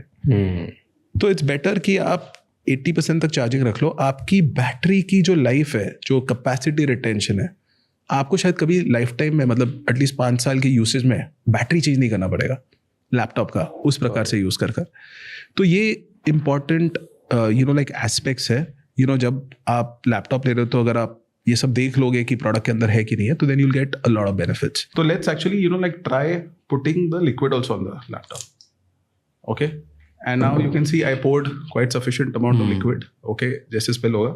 Okay, so let's kind of clean it, and you can try using the laptop. Yeah, thank you.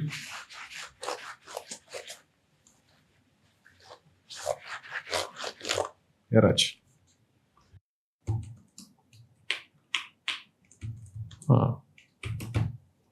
ठीक है,